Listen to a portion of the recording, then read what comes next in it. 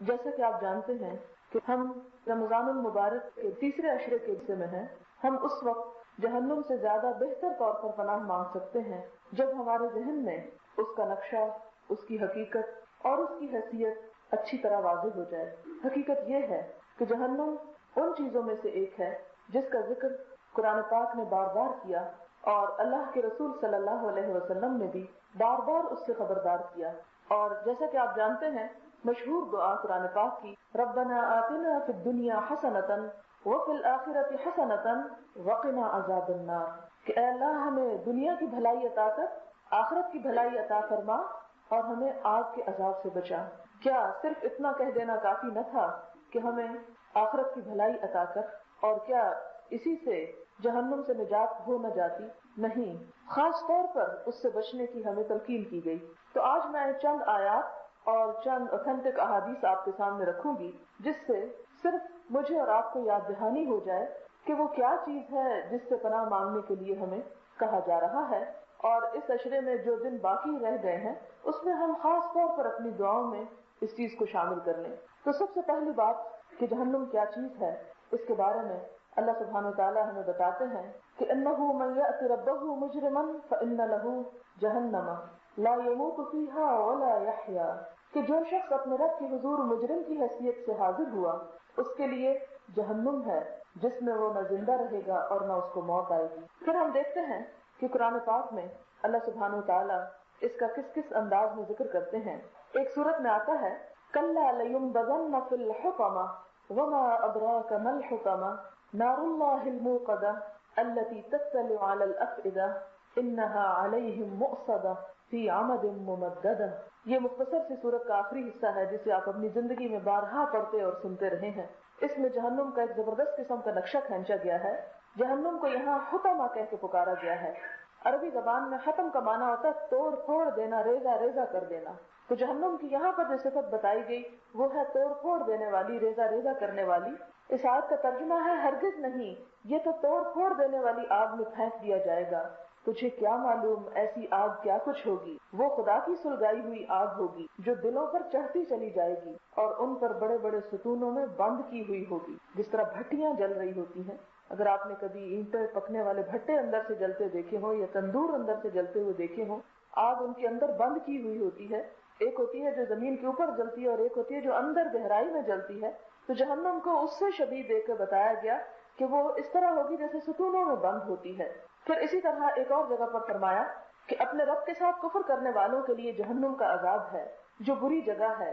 جب اس میں ڈالے جائیں گے تو اس کی بڑی زور کی آوازیں سنیں گی اور وہ جوش مار رہی ہوگی. معلوم ہوگا کہ ابھی غصے کے مارے پھٹ جائے گی. جب کبھی اس میں کوئی گروہ ڈالا جائے گا اس سے جہنم کے دائرے میں پوچھیں گے کیا تمہارے پاس کوئی ڈرانے والا نہیں آیا تھا؟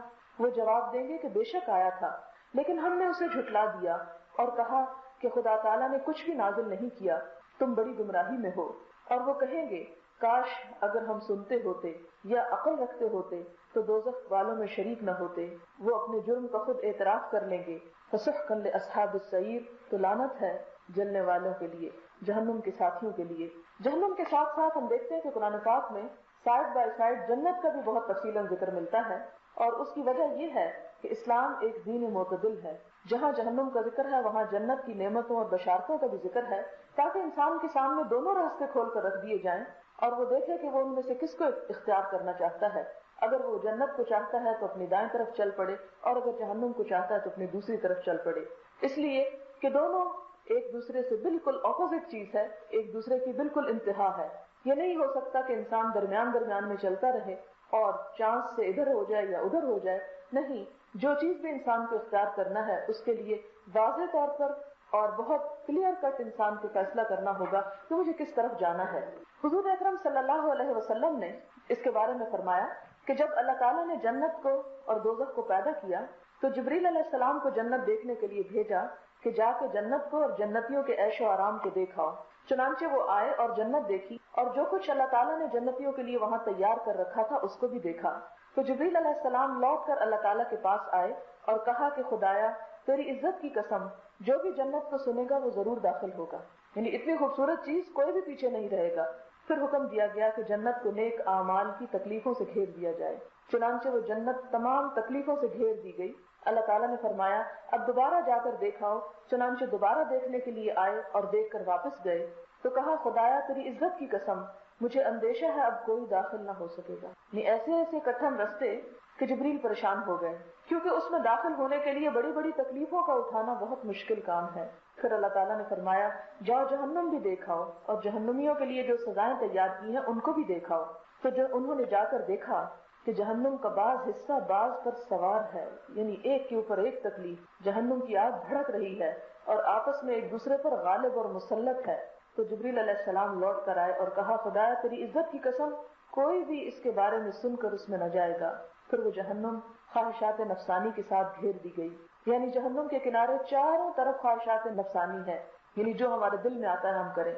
जब वो लौट कर वापस आए तो अल्लाह ताला से अर्ज किया कि खुदाया तेरी इज्जत की कसम मुझे तो अंदेशा हो गया है कि जहन्नुम से कोई निजात नहीं पाएगा, बल्कि सभी दाखिल हो जाएंगे, क्योंकि ख्वाहिशात नफसानी से शायद ही कोई बच सके।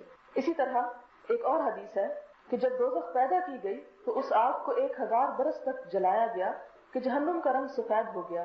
फिर 1000 बरस तक उसे जलाया गया तो उसका रंग सुर्ख हो गया। फिर 1000 बरस तक उसको धोंका गया तो उसका रंग स्याह हो गया और अब तक वो स्याह है। हजरत उमर रज़ी अल्लाह ताला अन्हु से मरवी है कि रसूलुल्लाह सल्लल्लाहु अलैहि वसल्लम के पास जिब्रील अलैहिस्सलाम उस वक्त तशरीफ लाए जिस वक्त अमूमन तशरीफ नहीं लाया करते थे। रसूलुल्लाह सल्लल्लाहु अलैहि वसल्लम उन्हें देखकर खड़े हो गए। आपने फरमाया ऐ जिब्रील क्या बात है कि आज मैं तुम्हारा रंग बदला हुआ देख रहा हूँ कि चेहरे पर रंज और गम के आसार हैं। जिब्रील अलैहिस्सलाम ने फरमाया कि अल्लाह ताला ने जहन्नुम धोंकने का हुक्म दिया है, मैं उसे देख कर आया हूँ इसलिए खौफजदा और परेशान हूँ। आपने फरमाया उस आग का हुलिया बयान करो और जहन्नुम की कैफियत को बयान करो कि क्या देख के आए हो। जिब्रील अलैहिस्सलाम ने फरमाया अल्लाह तबारक व तआला ने जहन्नुम के बारे में हुक्म दिया और इसको 1000 बरस तक धोंका गया, वो सफेद हो गई। फिर 1000 बरस तक धोंका गया तो वो सुर्ख हो गई। फिर हुक्म दिया गया तो 1000 बरस तक धोंका गया और वो स्याह और तारीक हो गई। न उसकी चिंगारियां चमकती हैं और न उसके शोले बुझते हैं। खुदा की कसम जिसने आग को हक के साथ भेजा है, अगर जहन्नुम एक सुई के सुराख के बराबर खोल दी जाए तो उसकी गर्मी से सारे जमीन वाले मर जाएं। और खुदा की कसम जिसने आपको हक के साथ भेजा है, अगर जहन्नुम का एक दारोगा जमीन वालों की तरफ जाहिर होकर झांक दे तो उसकी बदसूरती और बदबू की वजह से सारे जमीन वाले मर जाएं। उस जात की कसम जिसने आपको हक के साथ भेजा है, अगर जहन्नुमियों की जंजीर का एक हल्का दुनिया के बड़े से बड़े पहाड़ पर रख दिया जाए, यानी जो जंजीर है जिसे कुरान पाक में आता है ना कि जहन्नुम वाले सलासिल यानी जंजीरों में जकड़े जाएंगे, तक उनका एक यानी सिंगल सर्कल जो है वो उसको अगर किसी पहाड़ पर रख दिया जाए तो पहाड़ चूरा चूरा हो जाएगा और नहीं ठहरेगा, यहाँ तक कि अस्फल साफिलीन तक पहुंच जाएगा। ये सुनकर रसूलुल्लाह सल्लल्लाहु अलैहि वसल्लम ने फरमाया ऐ जिब्रील अब बस करो, कहीं मेरा दिल पाश पाश होकर मैं न मर जाऊं। रसूलुल्लाह सल्लल्लाहु अलैहि वसल्लम ने जिब्रील अलैहिस्सलाम को देखा कि वो रो रहे हैं तो आपने फरमाया ऐ जिब्रील तुम रोते हो, हालांकि तुम्हारा मर्तबा अल्लाह के नजदीक बहुत बड़ा है। जिब्रील अलैहिस्सलाम ने फरमाया मैं क्यों न रोऊं, मैं तो रोने का ज्यादा हक रखता हूँ। मुमकिन है कि मैं अल्लाह के इल्म में इस मर्तबे के अलावा हूँ जो मेरा मर्तबा अब है। मुझे अब नहीं मालूम कि अल्लाह मेरा इम्तिहान ले ले जैसे कि इब्लीस शैतान का इम्तिहान लिया गया था, हालांकि वो जिन्नों में से था। और मैं नहीं जानता कि अल्लाह मेरी आजमाइश करे जिस तरह से हारूत मारूत फरिश्तों का इम्तिहान लिया गया था, जिनका जिक्र पहले पारे में आता है। ये सुनकर रसूलुल्लाह सल्लल्लाहु अलैहि वसल्लम और जिब्रील अलैहिस्सलातु वस्सलाम दोनों रोते रहे, यहाँ तक कि इन दोनों को आवाज दी गई कि ए जिब्रील और ए मोहम्मद, अल्लाह ताला ने आप दोनों को नाफरमानी करने से अमन दे दिया है। जिब्रील अलैहिस्सलाम आसमान पर चढ़ गए और रसूलुल्लाह सल्लल्लाहु अलैहि वसल्लम वहां से निकलकर अंसार के पास से गुजरे। आपने उन्हें हंसते और खेलते हुए देखा। फरमाया कि तुम लोग हंस रहे हो और तुम्हारे पीछे जहन्नुम है जो मैं जानता हूँ। अगर तुम लोग जान लो तो तुम हंसोगे कम और रोगे ज्यादा और खाना पीना तुमको अच्छा नहीं लगेगा। तुम जंगलों और पहाड़ों में निकल जाओगे और अपनी परेशानियों को दूर करने के लिए तजर्रो और जारी करके खुदा से पनाह चाहोगे। हजरत महबूब बिन महरान बयान करते हैं कि अल्लाह ताला ने जब जहन्नुम को पैदा किया तो उसे आवाज देने का हुक्म दिया, जिसकी आवाज से सारे फरिश्ते सजदे में गिर पड़े। अल्लाह ताला ने उनसे फरमाया कि तुम अपना सर उठाओ, हमने तुमको जहन्नुम के लिए नहीं पैदा किया बल्कि अपनी इबादत के लिए पैदा किया। लेकिन इसके बावजूद जहन्नुम के खौफ से हमेशा थरथराते रहते हैं। जहन्नुम की आग के बारे में हुजूर सल्लल्लाहु अलैहि वसल्लम ने फरमाया, ये बुखारी की रिवायत है, तुम्हारी ये आग जिसको इंसान जलाता है जहन्नुम के 70 हिस्से में से है, यानी 70 हिस्सों में से एक हिस्सा है। सहाबा कराम ने अर्ज किया کہ خدا کی قسم ایک ہی حصہ کافی تھا. آپ نے فرمایا اس پر جہنم کی آگ 69 حصے زیادہ ہے اور ہر حصے کی گرمی اس حصے کی طرح ہے جو دنیا کی آگ کی ہے.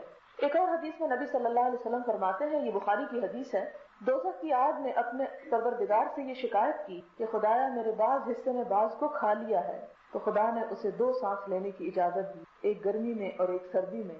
تم جو گرمی محسوس کرتے ہو اس دوزخ کی لو کا اثر ہے، اور جو سردی محسوس کرتے ہو وہ دوزخ کے سرد حصے کا اثر ہے. کیونکہ دوزخ 2 طرح کا ہے، ایک زمہریر ہے جیسے کہ قرآن پاک میں ذکر آتا ہے، اور ایک سعیر ہے. سعیر جو ہے وہ آگ ہے، جلانے والا ہے، اور زمہریر اتنا ٹھنڈا یخ ہے کہ اس کی ٹھنڈک بھی انسان کو جلا دینے والی ہے. یعنی جب باہر کو سانس لیتی ہے تو گرمی ہوتی ہے، اور جب اندر کو سانس لیتی ہے تو ٹھنڈک ہوتی ہے. اور اس کی گرمی کا اندازہ اس حدیث سے کیجئے کہ نبی صلی اللہ علیہ وسلم نے فرمایا کہ جہنمیوں میں سب سے آسان اور ہلکا عذاب اس کو ہوگا جس کو آگ کی 2 جوتیاں پہنا دی جائیں گی، جس کی وجہ سے اس کا دماغ ہانڈی کی طرح کھولے گا. اسی طرح ایک اور حدیث میں حضور صلی اللہ علیہ وسلم نے فرمایا قیامت کے دن ایک ایسے جہنمی کو جو دنیا میں تمام لوگوں سے زیادہ عیش و آرام میں رہا، اسے پکڑ کر جہنم کے تالاب میں ایک مرتبہ غوطہ دے کر پوچھا جائے گا تجھے کبھی دنیا میں آرام ملا تھا یا نہیں؟ وہ کہے گا خدا کی قسم میں نے کبھی آرام نہیں دیکھا. یعنی ایک غوطے میں دنیا کا سب آرام بھول جائے گا. اسی طرح قیامت میں ایک جنتی آدمی کو جو دنیا میں زیادہ مصیبتوں میں رہا، اس کو پکڑ کر جنت کے ایک حوض میں غوطہ دلایا جائے گا. پھر اس سے پوچھا جائے گا کہ دنیا میں کبھی مصیبت دیکھی تھی؟ وہ عرض کرے گا اے پروردگار میں نے دنیا میں کوئی مصیبت نہیں دیکھی. یعنی ایک غوطہ دینے نے ساری دنیا کی تکلیفیں بھلا دی. اس بارے میں شاید آپ کے ذہن میں کچھ یہ خیال پیدا ہو رہا ہو کہ یہ تو بہت ڈرانے والی باتیں ہیں اور مایوس کن باتیں ہیں، لیکن حقیقت یہ ہے کہ عقل مند انسان وہی ہوتا ہے جو حقیقت کو دیکھ لے اور پہچان لے اور اس کے بعد انصاف کے ساتھ فیصلہ کرے. اس لیے کہ اگر ہم نہ بھی ان باتوں کو جانیں، نہ بھی ان کا تذکرہ کریں، نہ بھی ان کو پڑھیں، تو بہرحال حقیقت تو اپنی جگہ موجود ہے. تو کہیں ایسا نہ ہو کہ ہم جس دوڑ میں شامل ہیں اس کے آخر میں ایسا گڑا ہو کہ بچنا ہمارے لیے محال ہو جائے. کیونکہ آپ دیکھیں کہ جب ایک رستے پہ انسان چل پڑتا ہے اور تیز رفتار چل پڑتا ہے تو اپنے نفس کو اور اپنے سب چیزوں کو کنٹرول کرنا بھی مشکل ہو جاتا ہے، اور گاڑی کی بریکیں لگتے لگتی ہیں. لہٰذا بہتر ہے کہ انسان کو پتہ ہو کہ آگے ہونے والا کیا ہے، تاکہ انسان کوشش کے ساتھ کسی نہ کسی صورت بچنے کی تدبیر کرے. پھر اسی طرح ایک اور حدیث میں ہے کہ اگر کوئی پتھر جہنم میں پھینکا جائے تو 70 سال تک جہنم میں گرتا جائے گا اور اس سے گہرا. مسلم کی ایک اور روایت ہے، حضرت ابو ہریرہ فرماتے ہیں کہ ہم لوگ نبی صلی اللہ علیہ وسلم کے پاس حاضر تھے، کسی چیز کے گرنے کی آواز سنی. نبی صلی اللہ علیہ وسلم نے فرمایا تم جانتے ہو کیسی آواز ہے؟ ہم نے کہا اللہ اور اس کے رسول صلی اللہ علیہ وسلم زیادہ جانتے ہیں. آپ نے فرمایا ایک پتھر کے گرنے کی آواز جس کو اللہ تعالیٰ نے جہنم میں چھوڑ دیا تھا، وہ 70 سال تک گرتا گیا، اب اس کی تہہ کو پہنچا ہے. یہ مسلم کی روایت ہے. یہ مسلم اور بخاری کے حوالے اس لیے دیتی ہوں کہ کوئی آپ میں سے یہ نہ سمجھے کہ شاید یہ من گھڑت باتیں ہیں. پھر اسی طرح قرآن پاک میں آتا ہے کہ جہنم جو ہے وہ ان جہنم لموعدهم اجمعین لها 7 ابواب لكل باب منهم جزء مقسوم. البتہ تحقیق ان سے دوزخ کا وعدہ ہے جس کے 7 دروازے ہیں، ہر دروازے کے لیے ان لوگوں کے لیے الگ الگ حصے مقرر شدہ ہیں. اور بعض لوگوں نے 7 دروازوں سے مراد 7 طبقات جہنم کے مراد لیے ہیں، جس میں ایک جہنم ہے، پھر سعیر ہے، لظا ہے، حطمہ ہے، سقر ہے، جہیم ہے، حاویہ ہے، اور ہر ایک جو ہے اس کی گہرائی اور اس کی سختی اور سزا جو ہے وہ مختلف ہے. اسی طرح عموماً ہمارا یہ خیال ہوتا ہے کہ جہنم جو ہے وہ صرف کافروں کے لیے ہے، مشرکوں کے لیے ہے، لیکن ہم تو چونکہ کلمہ گو ہیں اس لیے ہمیں تو جہنم سے کوئی واسطہ نہیں. اس کے بارے میں آپ دیکھیں کہ قرآن پاک میں اللہ تعالیٰ اپنے مومن بندوں کو خطاب کر کے فرماتے ہیں یا ایھا الذین آمنوا قوا انفسکم واہلیکم نارا وقودها الناس والحجارہ علیہا ملائکۃ غلاظ شداد لا یعصون اللہ ما امرہم ویفعلون ما یؤمرون. اے ایمان لانے والو، اب یہ خطاب ہے اے ایمان لانے والوں سے، اے ایمان لانے والو تم اپنے آپ کو اور اپنے بال بچوں کو اس آگ سے بچاؤ جس کا ایندھن انسان اور پتھر کے بت ہیں، جس پر سخت دل مضبوط فرشتے مقرر ہیں، اور انہیں اللہ تعالیٰ جو حکم دیتا ہے وہ کرتے ہیں اور وہ اللہ کی نافرمانی نہیں کرتے. یعنی اس عذاب سے بچنے کے لیے اہل ایمان کو بھی تلقین کی گئی، اور اس طرح کی تلقین کہ صرف اپنے آپ کی فکر نہ کرو بلکہ اپنے اہل و عیال کی بھی فکر کرو، اولاد کی بھی فکر کرو، کیونکہ ان کو بچانا وہ بھی اہل ایمان کے فرائض میں سے ہے. اسی طرح ایک اور روایت ہے، حضرت اکرمہ فرماتے ہیں کہ جب جہنمیوں کا پہلا جتھا جہنم کو چلے گا تو دیکھے گا کہ پہلے دروازے پر 4 لاکھ فرشتے عذاب کرنے والے تیار ہیں. جیسے کوئی مجرم نکلے اور دیکھے کہ ایک सिपाहियों की फौज खड़ी है जो उसको पकड़ने और सजा देने के लिए है, तो बिल्कुल इसी तरह 4 लाख फरिश्ते जो हैं वो तैयार खड़े होंगे, जिनके चेहरे नहायत हैबतनाक और बिल्कुल स्याह हैं, कुचलियां बाहर को निकली हुई हैं, जैसे आप भयानक शक्लों में देखते हैं ना, लंबे दांत बाहर को आए हुए, और सख्त बेरहम हैं। जरा बराबर भी इनके दिलों में रहम नहीं रखा गया, रहम डाला ही नहीं गया उन फरिश्तों के दिलों में। इस कदर जसीम कि अगर कोई परिंदा उनके एक खोले से उड़कर दूसरे खोले तक पहुंचना चाहे तो 2 महीने गुजर जाएं। ये इतने कवि हैकल। फिर उसके दरवाजे पर 19 फरिश्ते पाएंगे, जिसका कुरान पाक में भी जिक्र आता है, जिनके सीनों की चौड़ाई 70 साल की राह से भी ज्यादा होगी। अगर एक दरवाजे से दूसरे दरवाजे की तरफ धकेल दिया जाए तो 500 साल गुजरते रहने के बाद दूसरे दरवाजे पर आएगा। इस तरह वहां भी इतने ही फरिश्ते खुदाई फरमान के ताबे मिलेंगे, तो उनका नाम ज़बानिया है, जिस तरह के कुरान पाक में भी आता है। फिर इसी तरह सूरत अल-मुद्दस्सिर में अल्लाह ताला फरमाते हैं, सउस्लीहि सक़र वमा अदराका मा सक़र ला तुबक़ी वला तज़र लव्वाहतुन लिलबशर अलैहा 19 मैं अनकरीब उसे दोज़ख में डाल दूंगा, और तुम्हें क्या खबर कि दोज़ख क्या चीज है, वो न बाकी रखती है न छोड़ती है, खाल को झुलसा देती है। उस पर 19 फरिश्ते खुसूसी तौर पर मुकर्रर हैं। हज़रत शाह अब्दुल अजीज रहमतुल्लाह अलैह ने निहायत तफसील से 19 के अदद की हिकमतें बयान की हैं जो काबिल दीद हैं। उनका खुलासा ये है कि जहन्नुम में मुजरिमों को अजाब देने के लिए 19 किस्म के फराइज हैं, जिनमें से हर फर्ज की अंजामदही एक एक फरिश्ते की कारकर्दगी में होगी। कोई शुबा नहीं कि फरिश्ते की ताकत बहुत बड़ी है और एक फरिश्ता वो काम कर सकता है जो लाखों आदमी मिलकर नहीं कर सकते। लेकिन याद रहे कि फरिश्तों की ये कुव्वत उसी दायरे तक महदूद है जिसमें काम करने के लिए वो मामूर है। मसलन मलकुल मौत लाखों आदमियों की जान एक आन में निकाल सकता है, यानी उसका इतना दायरा कार है, मगर किसी औरत के पेट के अंदर जो बच्चा है उसमें वो जान नहीं डाल सकता। हज़रत जिब्रील अलैहिस्सलाम चश्मे ज़दन में यानी आंख झपकने से पहले आसमान से वही ला सकते हैं, लेकिन पानी बरसाना उनका काम नहीं। जिस तरह कान देख नहीं सकता, आंख सुन नहीं सकती, अगरचे अपनी किस्म के काम कितने ही सख्त ये कर लेते हैं। मसलन ये मुमकिन है कि कान हजारों आवाजें सुन ले और न थके, आंख हजारों रंग देख ले और आजिज न हो। इसी तरह एक फरिश्ता जो अजाब के वास्ते दोज़खियों पर मुकर्रर होगा, उससे एक ही किस्म का अजाब दोज़खियों पर हो सकेगा, दूसरी किस्म का अजाब जो उसके दायरा इस्तेदाद से बाहर मुमकिन न था। इसलिए अल्लाह ताला ने मुख्तलिफ 19 अजाबों के लिए मुख्तलिफ फरिश्ते रखे। ये जहन्नुम दोज़खियों को देखकर बहुत गज़बनाक होगी, चिल्लाएगी, शोर मचाएगी, नहायत जोश खरोश से आवाज देगी। उसके बारे में भी कुरान पाक में आता है, वलिल्लज़ीन कफ़रू बिरब्बिहिम अज़ाबु जहन्नम व बि'सल मसीर इज़ा उल्क़ू फ़ीहा समिअू लहा शहीक़न व हिय तफ़ूर तकादु तमय्यज़ु मिनल ग़ैज़, कि जब वो जहन्नम में जाएंगे तो उसकी बड़े जोर की आवाज सुनेंगे और वो जोश मार रही होगी, मालूम होगा कि अभी गुस्से के मारे फट जाएगी। यानी ये जहन्नुम जोर से इतना चीखे चिल्लाएगी कि जैसे आप देखें कि कभी आपने जलता हुआ तंदूर अगर कभी देखा हो तो आग जब भड़कती है तो आग का अपना एक शोर होता है, और ये तो लकड़ियों की दुनिया की आग है। इसी तरह जब गैस जलती है और बड़े पैमाने पे जलती है तो उसमें भी आपने देखा होगा कि उसके अंदर से भी एक खास किस्म की आवाज उठती है। तो जब इतने वसी पैमाने पर जहन्नुम दहकाई जाएगी तो मालूम नहीं कि उसके अंदर किस किस्म की आवाजें होंगी। इसी तरह कुरान पाक की एक और आयत है, बल कज़्ज़बू बिस्साअति व अअतदना लिमन कज़्ज़ब बिस्साअति सईरा इज़ा रअतहुम मिन मकानिन बईदिन समिअू लहा तग़य्युज़न व ज़फीरा व इज़ा उल्क़ू मिनहा मकानन ज़य्यक़न मुक़र्रबीन दअू हुनालिक सुबूरा ला तदअू अल-यौम सुबूरन वाहिदन वदअू सुबूरन कसीरा। कुछ नहीं, वो क़यामत को झुटलाते हैं और हमने उसके वास्ते आग तैयार कर रखी है। जो क़यामत को झुटलाता है, जब वो उनको दूर से देखेगी तो उसका झंझलाना और चिल्लाना सुनेंगे, और जब उसके अंदर एक तंग जगह में डाले जाएंगे, एक जंजीर में कई कई बंधे हुए, तो उस जगह मौत को पुकारेंगे। उनसे कहा जाएगा, आज एक मौत को न पुकारो बल्कि बहुत सी मौत को पुकारो।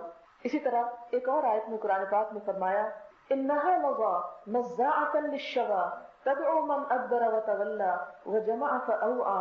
यकीनन वो जहन्नुम शोला वाली है जो मुंह और सर की खाल खींच लाने वाली है। वो हर उस शख्स को पुकारेगी जो पीछे हटता और मुंह मोड़ता है और माल जमा करके संभाल कर रखता है, यानी उसकी ज़कात वगैरह नहीं अदा करता। और एक और जगह पर आता है कि क़यामत के दिन जहन्नुम पुकार पुकार के लोगों को नाम से बुलाएगी, कहेगी कि ए काफिर, ए मुनाफिक, ए माल को समेट कर रखने वाले, इधर आ। लोग इधर उधर भागेंगे। उसके बाद एक बहुत लंबी गर्दन आग से निकलेगी जो काफिरों को चुन चुन कर इस तरह उठाएगी जैसे कोई परिंदा और जानवर दाना चुग लेता है।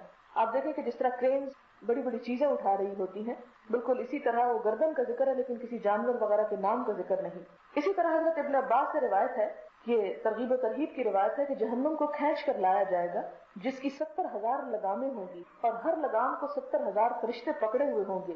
اگر اس کو چھوڑ دیں تو ہر اچھے برے کو اپنے قبضے میں لے لے، کسی کو نہ چھوڑے.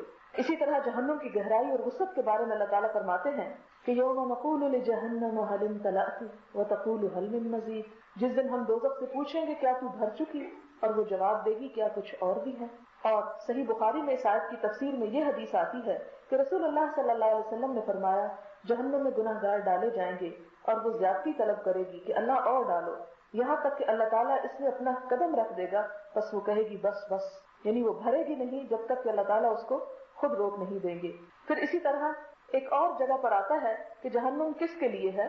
قرآن پاک کی ایک صورت ہے جس کی ایک آیت میں آتا ہے وَخَلَفَ مِن بَعْدِهِمْ خَلْفٌ أَضَاعُوا الصَّلَاةَ وَاتَّبَعُوا الشَّهَوَاتِ فَسَوْفَ يَلْقَوْنَ غَيًّا. پھر ان کے بعد ایسے ناخلف پیدا ہوئے کہ انہوں نے نماز ضائع کر دی، یہ نمازوں کی پرواہ نہ کی اور نفسانی خواہشوں کے پیچھے پڑ گئے، سو ان کا نقصان ان کے آگے ہے، ان قریب وہ جہنم میں ڈالے جائیں گے. اسی طرح ایک اور روایت ہے، حضرت عبداللہ بن مسعود فرماتے ہیں کہ غی جو ہے سوف یلقون غیا، غی جہنم کی ایک وادی کا نام ہے جو بہت گہری ہے، نہایت سخت عذابوں والی ہے، جس میں خون اور پیپ بھرا ہوا ہے.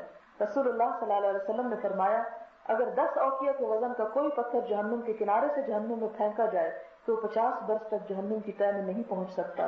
پھر وہ غی اور آسام میں پہنچے گا. غی اور آسام جہنم کے نیچے کے 2 کنویں ہیں جہاں جہنمیوں کا لہو اور پیپ جمع ہوتا ہے، اور یہ جگہ ہے ان کے لیے جس کے بارے میں یہ آیت ہے قرآن پاک کی کہ اضاعوا الصلاۃ، نماز ضائع کر دی، واتبعوا الشہوات، اور خواہشات کے پیچھے پڑ گئے.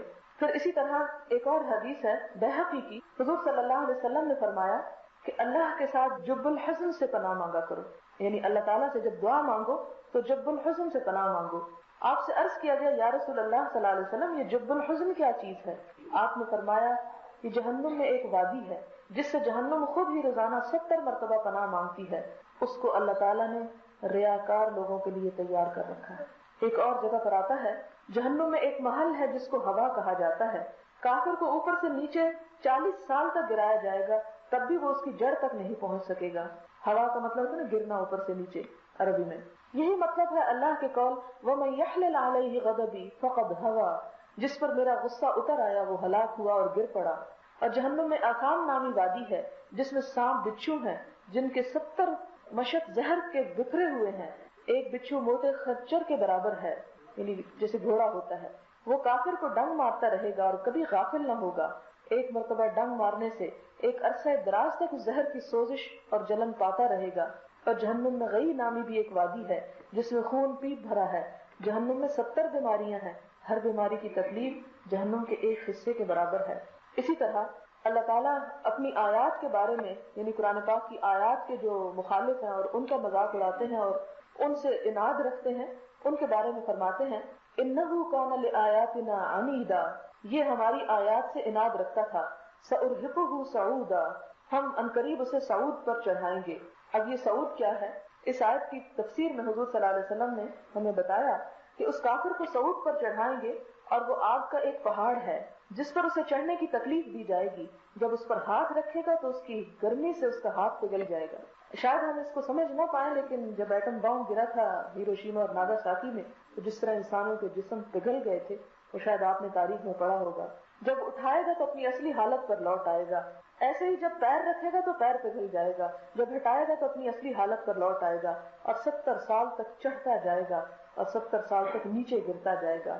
اسی طرح قرآن پاک میں ایک اور جگہ پر آتا ہے وَأَمَّا مَنْ أُوتِيَ كِتَابَهُ بِشِمَالِهِ فَيَقُولُ يَا لَيْتَنِي لَمْ أُوتَ كِتَابِيَهْ وَلَمْ أَدْرِ مَا حِسَابِيَهْ يَا لَيْتَهَا كَانَتِ الْقَاضِيَةَ مَا أَغْنَىٰ عَنِّي مَالِيَهْ هَلَكَ عَنِّي سُلْطَانِيَهْ خُذُوهُ فَغُلُّوهُ ثُمَّ الْجَحِيمَ صَلُّوهُ ثُمَّ فِي سِلْسِلَةٍ ذَرْعُهَا 70 ذِرَاعًا فَاسْلُكُوهُ إنه كان لا يؤمن بالله العظيم ولا يحض على طعام المسكين فليس له اليوم هاهنا حميم ولا طعام إلا من غسلين لا يأكله إلا الخاطئون، جس کا معنی ہے لیکن جسے اس کے اعمال کی کتاب اس کے بائیں ہاتھ میں دی جائے گی تو وہ کہے گا کاش کہ مجھے میری کتاب دی ہی نہ جاتی اور میں اپنے حساب کی کیفیت ہی نہ جانتا.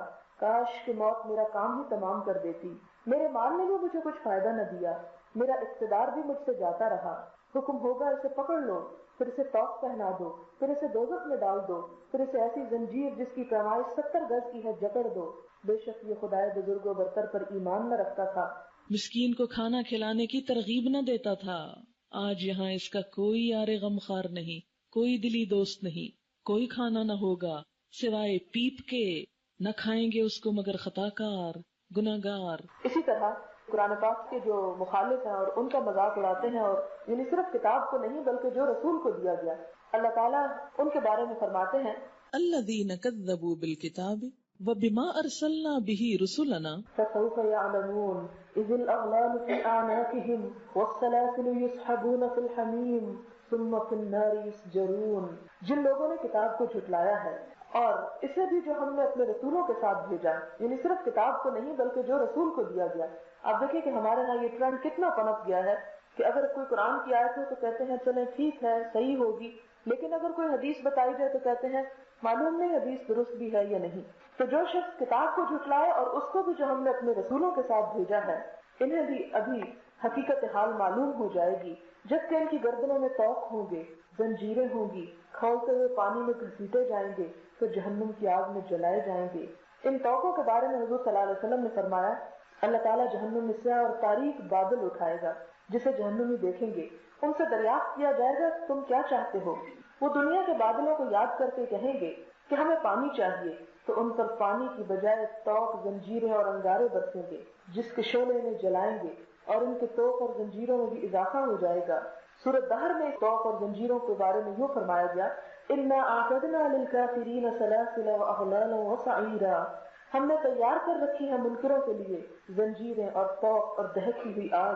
سورۃ الحج میں فرمایا فالذین کفروا قطعت لهم ثياب من نار يصب من فوق رؤوسهم الحمیم يصهر به ما في بطونهم والجلود ولهم مقامع من حديد كلما أرادوا أن يخرجوا منها من غم أعيدوا فيها وذوقوا عذاب الحريق۔ بس کافروں کے لیے تو آگ کے کپڑے کاٹے جا چکے ہیں، ان کے سروں کے اوپر سے سخت گرم پانی ڈالا جائے گا جس سے ان کے پیٹ کی سب چیزیں اور کھانے گل جائیں گی، اور ان کی سزا کے لیے لوہے کے ہتھوڑے ہیں۔ یہ قرآن کی آیت ہے۔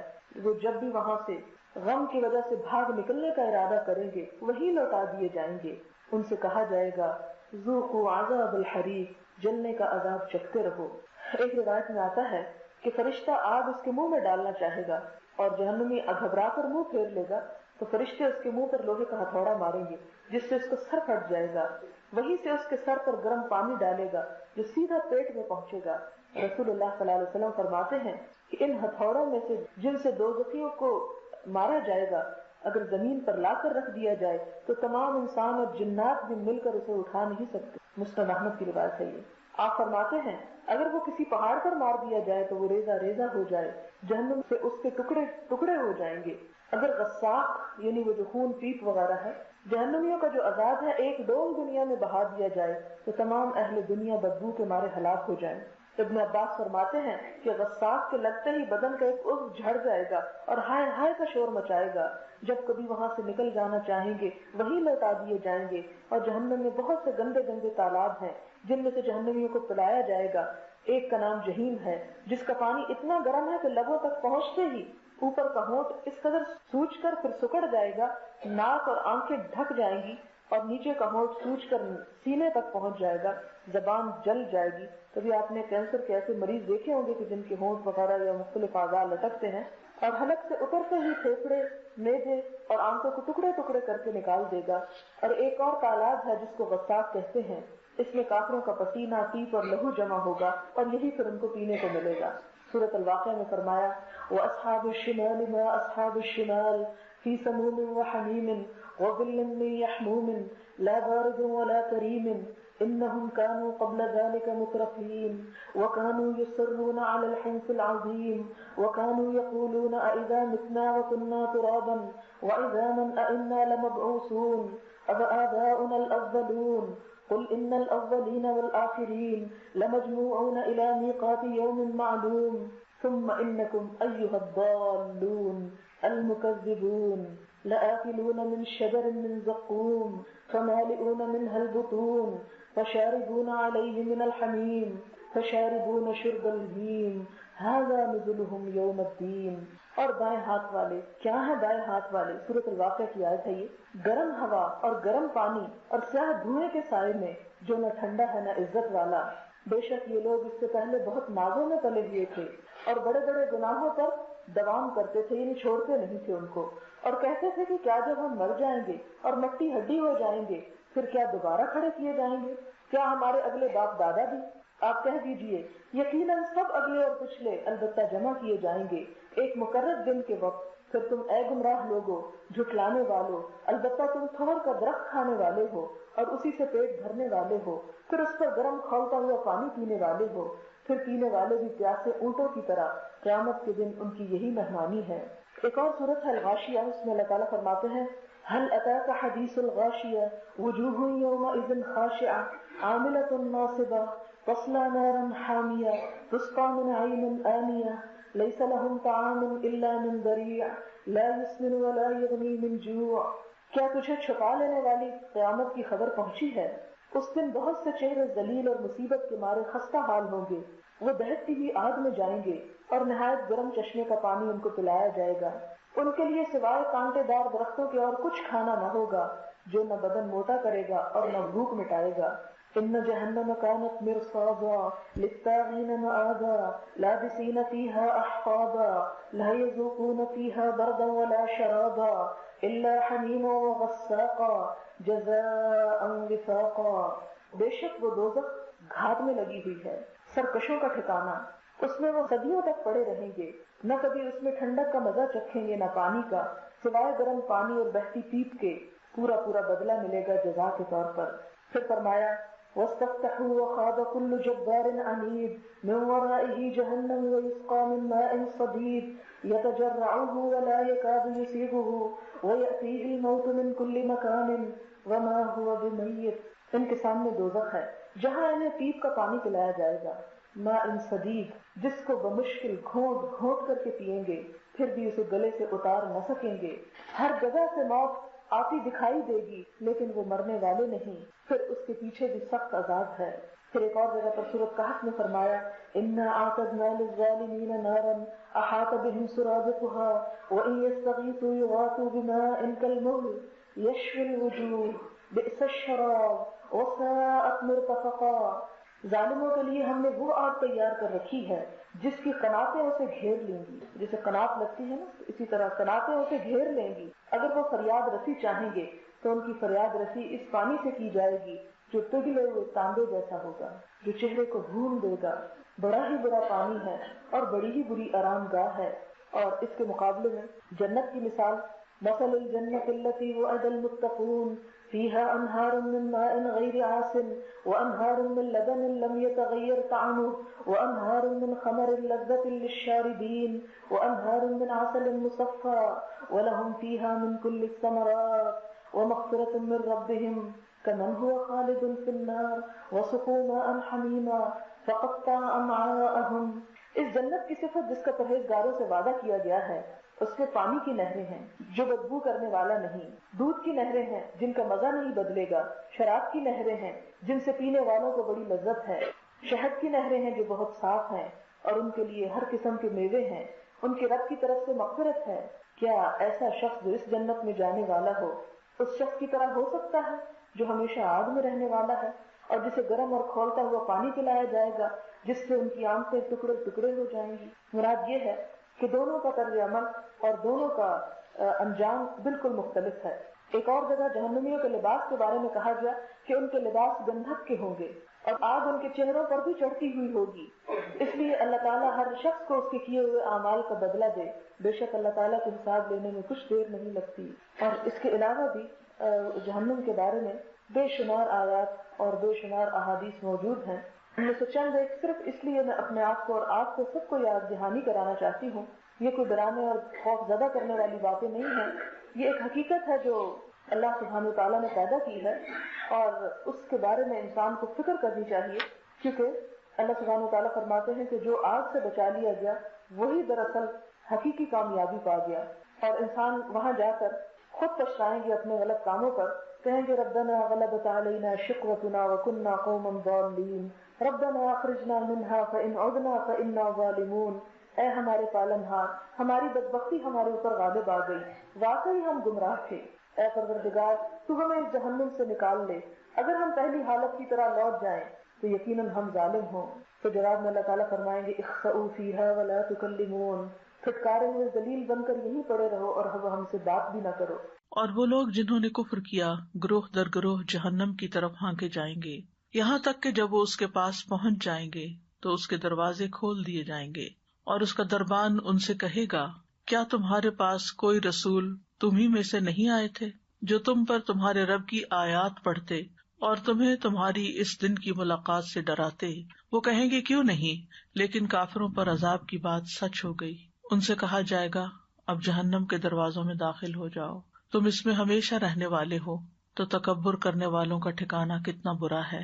قیامت کے دن اللہ سبحانہ تعالیٰ جب بندوں کے درمیان حق کے ساتھ فیصلہ کرے گا تو جزا کے وقت بندوں کے درمیان تفریق کر دی جائے گی، ان کو الگ الگ کر دیا جائے گا. جس طرح وہ دنیا میں ایمان، عبادات، معاملات، اخلاق کے اعتبار سے ایک دوسرے سے مختلف تھے، اسی طرح انجام میں بھی وہ ایک دوسرے سے مختلف ہوں گے. موت تو ہر ایک پر آنی ہے اور کوئی اس سے بچ نہیں سکتا، لیکن موتیں دو طرح کی ہوتی ہیں.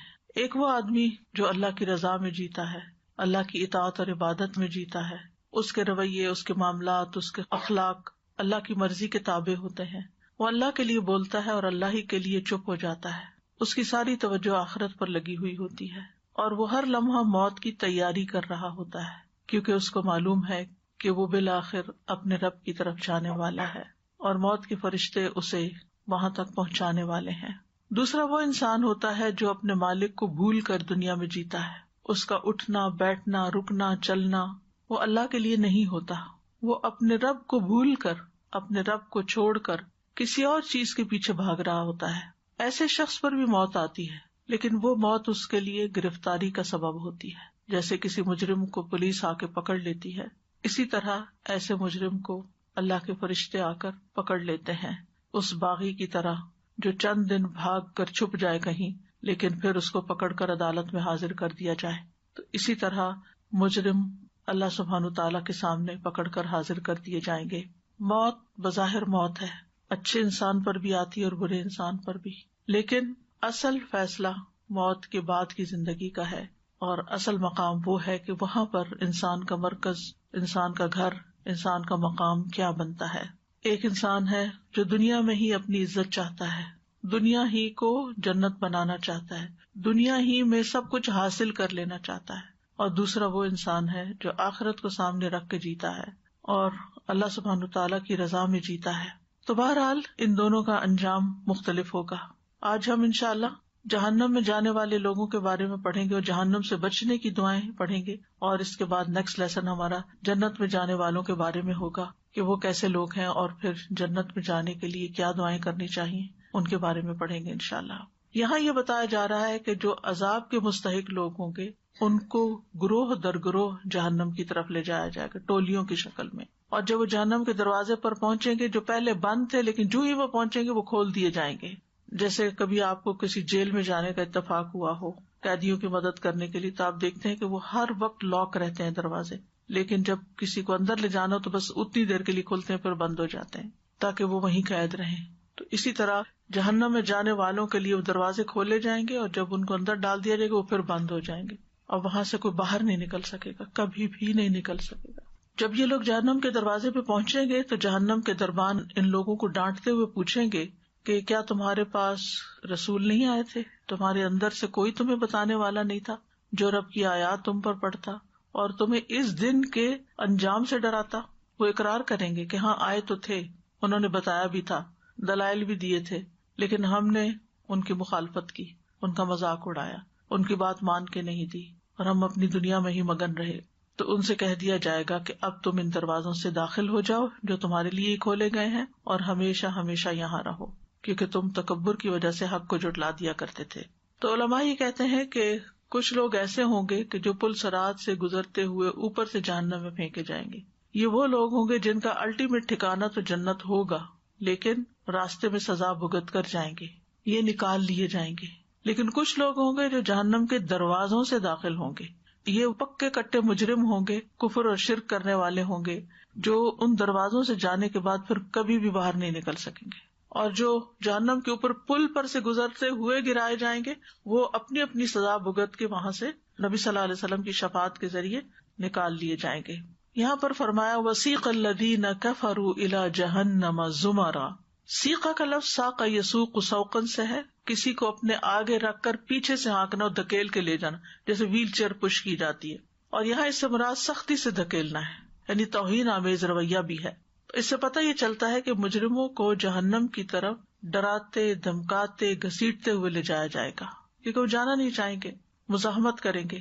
آپ سوچئے کہ اگر کسی کو پکڑا جا رہا ہو تو کوئی پکڑائی نہیں دیتا، وہ اپنے آپ کو چھڑانے کی بھرپور کوشش کرتا ہے، اسٹرگل کرتا ہے. اسی طرح اگر کسی کو کوئی کسی طرف لے جانا چاہ رہا ہو، پکڑ کے کسی کمرے میں بند کرنا چاہ رہے ہو، تو وہ ریزسٹ کرتا ہے. سورۃ الدخان میں بھی آتا ہے خذوہ فاعتلوہ الی سواء الجحیم.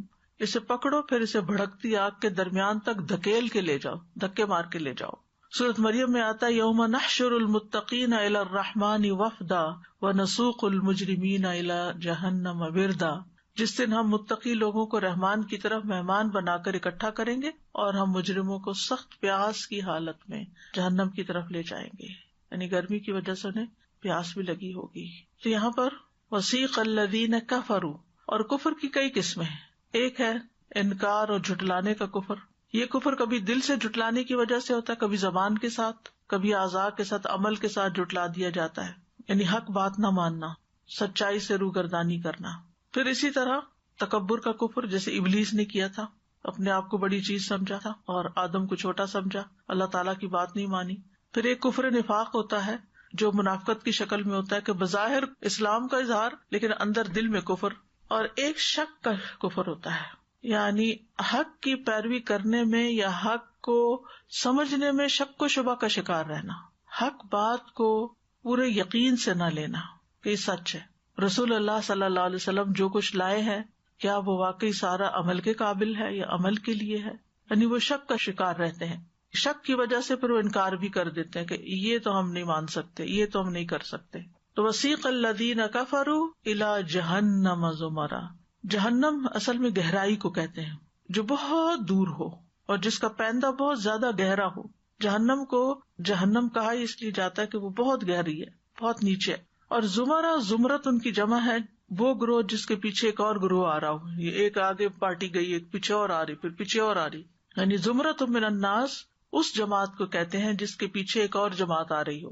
یعنی ہے بہت بڑی جماعت لیکن چھوٹے چھوٹے دستوں کی شکل میں جا رہی ہے، چھوٹے چھوٹے گروپس کی شکل میں. کبھی آپ نے پریڈ دیکھی ہو جو 23 مارچ کو ہوتی، تو ایک گروپ جاتا ہے، پھر دوسرا آتا ہے، پھر تیسرا آتا ہے، پھر ڈفرنٹ لوگ. اور پھر یہ کہ جب اتنے سارے گروپس ہوں، اتنے سارے لوگ ہوں تو شور بھی ہوتا ہے. تو زمر کا معنی آواز بھی ہوتا ہے، یعنی ایسا گروہ یا جماعت جس میں شور کی آوازیں آ رہی ہیں. تو ظاہر ہے کہ جہنم کی طرف جاتے ہوئے چیخ چلا رہے ہوں گے.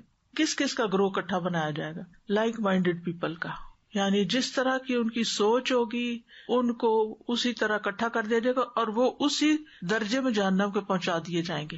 یعنی جہنم کے جو دروازے ہیں وہ مختلف دروازے مختلف طرح کے لوگوں کے لیے ہیں اور وہ مختلف لیولز پہ جا کے اترتے ہیں. جیسے منافقین ہیں تو ان کو سب سے نچلے گڑھے میں لے جانا ہے، تو وہ ایک ایسے دروازے سے داخل کیے جائیں گے کہ جو نیچے ہی جا کے لینڈ کرے گا، سب سے نیچے ہوگا. اللہ بچا لے. اسی طرح یہ بھی کہا جاتا ہے کہ زمانے کے اعتبار سے بھی گروہ ہوں گے، یعنی ایک پیغمبر کے انکار کرنے والے جیسے قوم نوح مثال کے طور پہ، یا قوم فرعون جو ہے وہ ایک گروہ ہوں گی. پھر یعنی ایک وقت میں جو لوگ ایک جگہ پر تھے یا ایک طرح کا کفر کر رہے تھے ان کو اکٹھا وہاں جہنم میں پھینکا جائے گا، یا کسی ایک خاص لیڈر کو فالو کر رہے تھے. پھر اسی طرح مجرموں کے اعتبار سے بھی تقسیم ہوگی، جیسے چوروں کا گروہ الگ، زناکاروں کا الگ، شرابیوں کا الگ، اور اسی طرح دیگر لوگ جیسے جیسے جرائم کرتے رہے، شرک کرنے والے، کفر کرنے والے. اور پھر ہر گروہ میں سے جو زیادہ سرکش لوگ ہیں ان کو پھر الگ کر دیا جائے گا، یعنی جیسے قوم نوح کے سب سے زیادہ جو سرکش لوگ ہیں یا قوم فرعون کے جو سب سے زیادہ ٹاپ کے سرکش لوگ ہیں.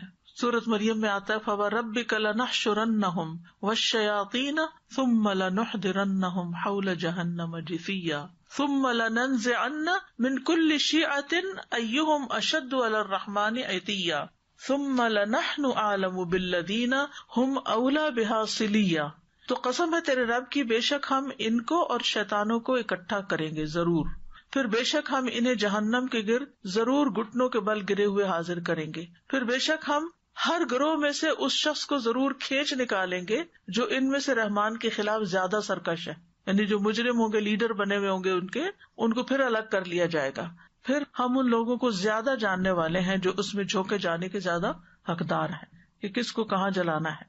پھر اسی طرح مجرموں کے جو دوست ہوں گے یا بیویاں ہوں گی یا ساتھی ہوں گے یا ان کی جو گینگز ہوں گے یا پارٹیز ہوں گی یا جو بھی، وہ بھی اکٹھے کر لیے جائیں گے۔ احشروا الذین ظلموا وازواجہم وما کانوا یعبدون، اور جن کی وہ عبادت کیا کرتے تھے، اکٹھا کرو ان لوگوں کو جنہوں نے ظلم کیا اور ان کے جوڑوں کو، یعنی جن کے ساتھ وہ ملتے جلتے تھے اور جن کی وہ عبادت کیا کرتے تھے، ان کے بت بھی ساتھ ہی اللہ کے سوا، پھر انہیں جہنم کی راہ کی طرف لے چلو۔ یعنی اللہ کے سوا لوگ جس کسی کی بھی پوجا کرتے ہیں تو پھر ان کو بھی ان کے ساتھ ہی ملا دیا جائے گا، لیکن پیغمبروں کی نہیں، جیسے عیسیٰ علیہ السلام ہے یا کوئی اور۔ حتی اذا جاؤوها فتحت ابوابها، یہاں تک کہ جب وہ وہاں پہنچیں گے، آئیں گے تو جہنم کے دروازے کھول دیے جائیں گے، یعنی پہنچتے ہی دروازہ کھل جائے گا، پہلے سے نہیں کھلا ہوا ہوگا، بند ہوگا۔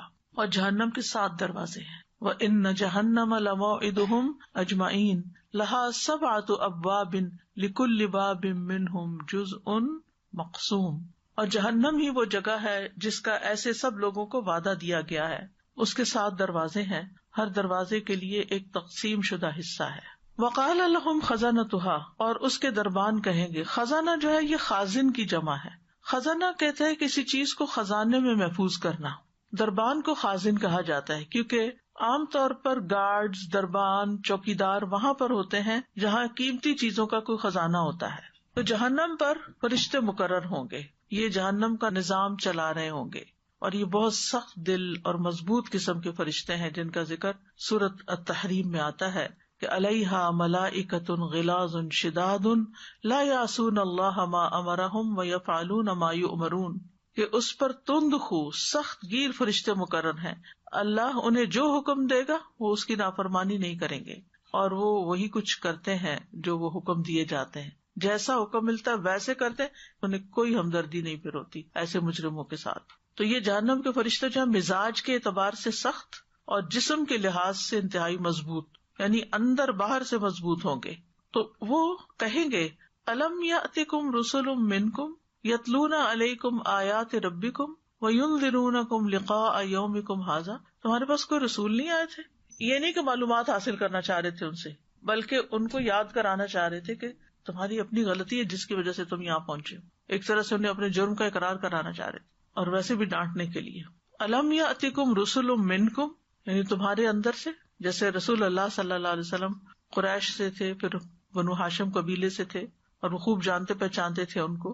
یتلون علیکم آیات ربکم، وہ تم پر تمہارے رب کی آیات کی تلاوت کرتے، جو بھی انبیاء پر کتابیں یا صحیفے نازل ہوئے تھے۔ وینذرونکم لقاء یومکم ھذا، اور تمہیں تمہاری آج کی اس دن کی ملاقات سے خبردار کرتے۔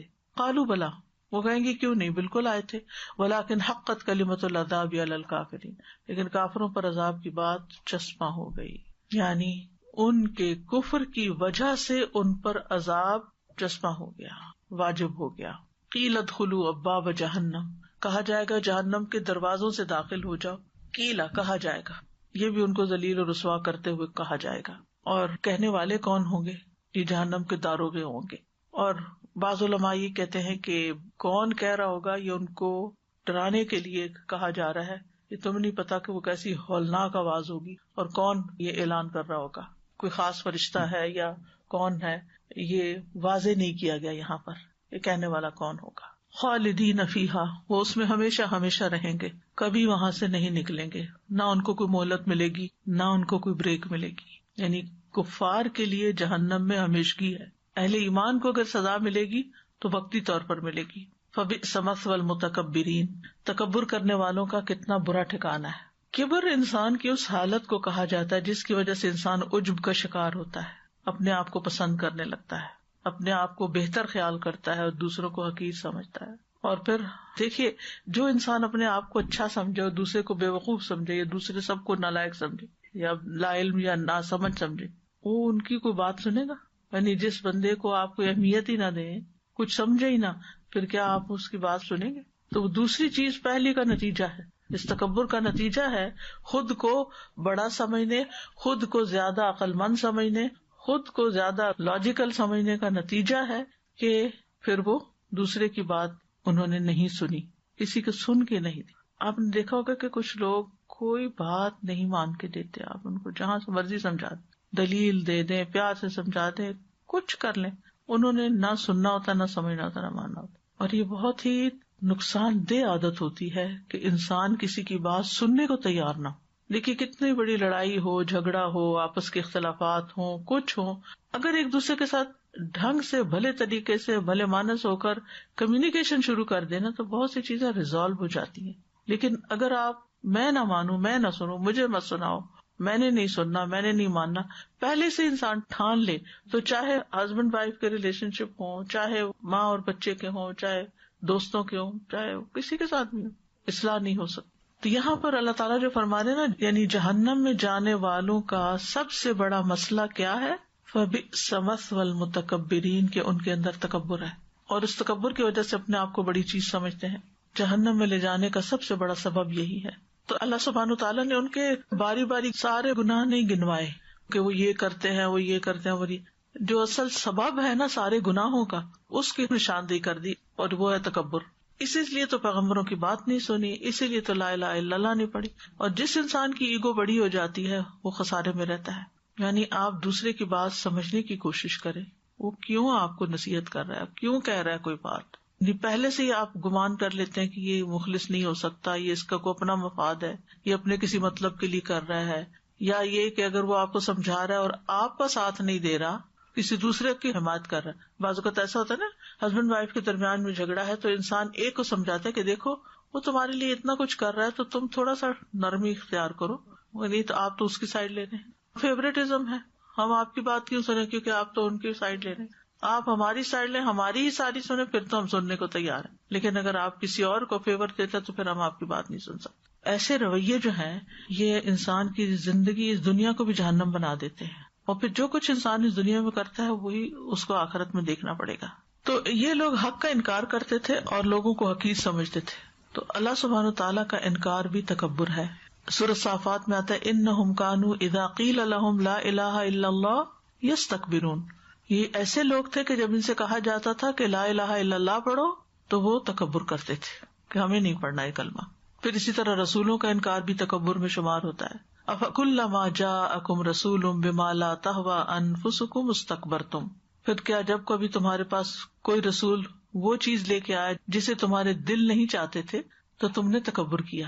یعنی اب آیت تو کسی اور کے بارے میں ہے، لیکن آج آپ دیکھیں کہ جب کوئی چیز سنت سے ہماری خواہشات کے خلاف جاتی ہے تو پھر ہم کیا کہتے ہیں۔ یہاں پر آپ الفاظ دیکھیے نا، جب کبھی کوئی رسول تمہارے پاس وہ چیز لے کر آیا بما لا تہوی انفسکم، جو تمہارے نفس کی خواہشات کے خلاف تھا، جس کو تمہارے نفس پسند نہیں کرتے تھے، استکبرتم، تو تم نے تکبر کیا، اسے قبول نہیں کیا۔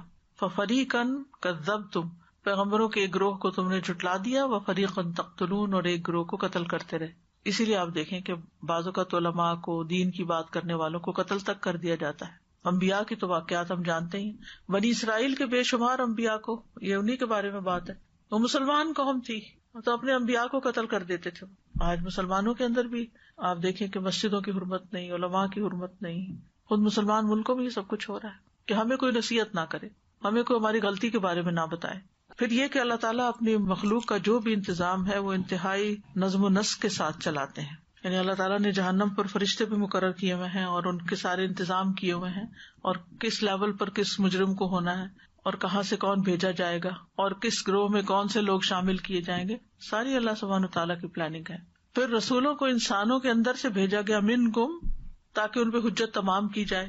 پھر یہ کہ جہنم جو ہے بئس مثوی، بدترین ٹھکانہ ہے، سب سے بدترین رہائش گاہ ہے، اور متکبر کا ٹھکانہ آگ ہے، اور تکبر سے بچنا ضروری ہے کیونکہ انہی کے لیے یہاں پر وعید ہے کیونکہ کفر ہو، شرک ہو، باقی جتنی بھی بگاڑ کی قسمیں ہیں، اس تکبر ہی ان کا روٹ کاز ہے. اور اس میں ہم سب کے ڈرنے کی بھی بات ہے کہ اپنے اندر کا جائزہ لیتے رہیں. حدیث میں آتا ہے کہ جس کے دل میں رائی کے دانے برابر بھی تکبر ہوگا وہ جنت میں نہیں جائے گا. تو اپنے اندر سے ہر طرح کا تکبر نکال باہر پھینکیں. اور انشاءاللہ فقہ القلوب میں اس کا علاج بھی بتایا گیا ہے. آج کل وہی چیپٹر پڑھا جا رہا ہے جو نفس کی خرابیوں کا ہے. جہنم کے بارے میں چند چیزیں اور بھی. یہ چند باتیں اس لیے بتانا ضروری ہے کہ جب ہم دعا مانگیں تو یہ چیزیں سامنے رکھ کے مانگیں تاکہ ہماری دعاؤں میں آہوزاری ہو. پہلی بات یہ کہ جہنم پیدا کی جا چکی ہے. ٹھیک ہے، رسول اللہ صلی اللہ علیہ وسلم نے جبریل علیہ السلام سے پوچھا کیا بات ہے، میں نے میکائیل کو کبھی ہنستے ہوئے نہیں دیکھا. انہوں نے جواب دیا جب سے جہنم پیدا کی گئی ہے میکائیل کبھی نہیں ہنسے.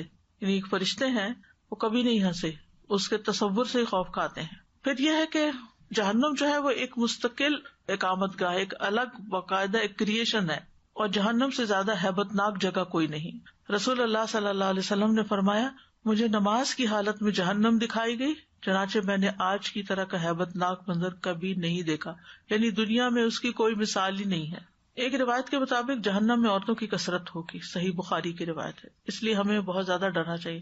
بہت سی خواتین اس حدیث کو سن کے آبجیکشن کرتی ہیں کیونکہ عورتوں کو کیوں ایسے کہا جا رہا ہے. یہ بتایا گیا تو یہ ہماری بھلائی کے لیے بتایا گیا کہ ہم ایکسٹرا کانشیس ہوں، اس بات کا علم حاصل کریں کہ کیوں زیادہ جانے والی ہیں. نبی صلی اللہ علیہ وسلم نے فرمایا میں نے جنت میں جھانک کر دیکھا تو وہاں اکثریت فقراء کی تھی، یعنی دنیا میں جن کے پاس بہت نہیں تھا، غربت کی حالت میں رہے. عام طور پہ تو لوگ ان کو حقیر ہی سمجھتے ہیں، لیکن ان کا صبر اور ان کی محنت اور پھر اس کے ساتھ اللہ کی عبادت. اور جہنم میں جھانکا تو وہاں زیادہ تر عورتیں تھیں. اس میں نے یہ دیکھا ہے کہ جو نبی صلی اللہ علیہ وسلم نے 2 وجوہات بتائی ہیں، ایک ان کا ناشکرا پن اور ایک زبان کا غلط استعمال. اور یہ چیزیں واقعی ہیں. بہت کم خواتین میں نے دیکھی ہیں جو شوہر کی تعریف کریں، جو شوہر کو اپریشیٹ کریں. زیادہ تر لوگوں کو شکوہ ہی رہتا ہے، شکایت ہی رہتی ہے. ان کی اچھی باتوں کو بھلا کر اگر وہ ذرا سی ان کی طرف سے کوئی تکلیف پہنچے، جب تک 4 لوگوں کو سنا نہ بیٹھے تو چین نہیں آتا ان کو. ٹھیک ہے، ہر گھر میں کچھ نہ کچھ کمی بیشی ہو جاتی ہے، لیکن بلا وجہ ان کی شکایتیں دائیں بائیں آگے پیچھے نہیں کرنی چاہیے. آپ اپنے بارے میں سوچیں، میں بھی اور آپ بھی، کہ ہمارا اپنے ہی خاندان میں، کیونکہ باہر کے لوگوں کو تو زیادہ نہیں پتا ہوتا ہم گھر میں کیسے رہتے ہیں، ہمارے اپنے گھر کے اندر بچوں کے سامنے، ہمارے ایکسٹینڈیڈ فیملی کے سامنے ہمارا کیا امیج ہے کہ ہم ایک شکر گزار بیوی ہیں یا نہیں. تو یہیں سے پتہ چل جائے گا کہ ہم کس کیٹیگری سے تعلق رکھتے ہیں. کیونکہ جو باتیں ہوتی ہیں نا چھوٹی موٹی، پھر سب سے پہلے تو ماں بچوں کے سامنے باپ کی شکایت لے کے بیٹھ جاتی، اور بچے دل سے ایکسپٹ کوئی نہیں کر رہے ہوتے. یہ میں آپ کو بتاؤں، اوپر سے ہاں کر بھی دیں، لیکن وہ خود بھی جو دیکھ رہے ہوتے ہیں نا اسی دماغ کے ہوتے ہیں. اور جب ان کو موقع ملتا ہے اپنا اظہار خیال کر دیتے ہیں اور باپ کی تعریف میں کچھ کہہ دیتے ہیں، پھر عورتیں اور ٹوٹتی ہیں کہ اتنا پروپیگنڈا کیا تھا کوئی فائدہ ہی نہیں ہوا، یہی نہیں ہے اپنے. تو بہرحال استغفار کرنا چاہیے.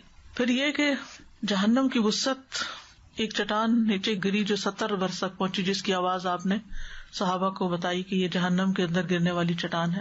پھر جہنم کی آگ کی شدت، نار اللہ الموقدہ، بھڑکتی آگ ہے، جلائی ہوئی آگ ہے.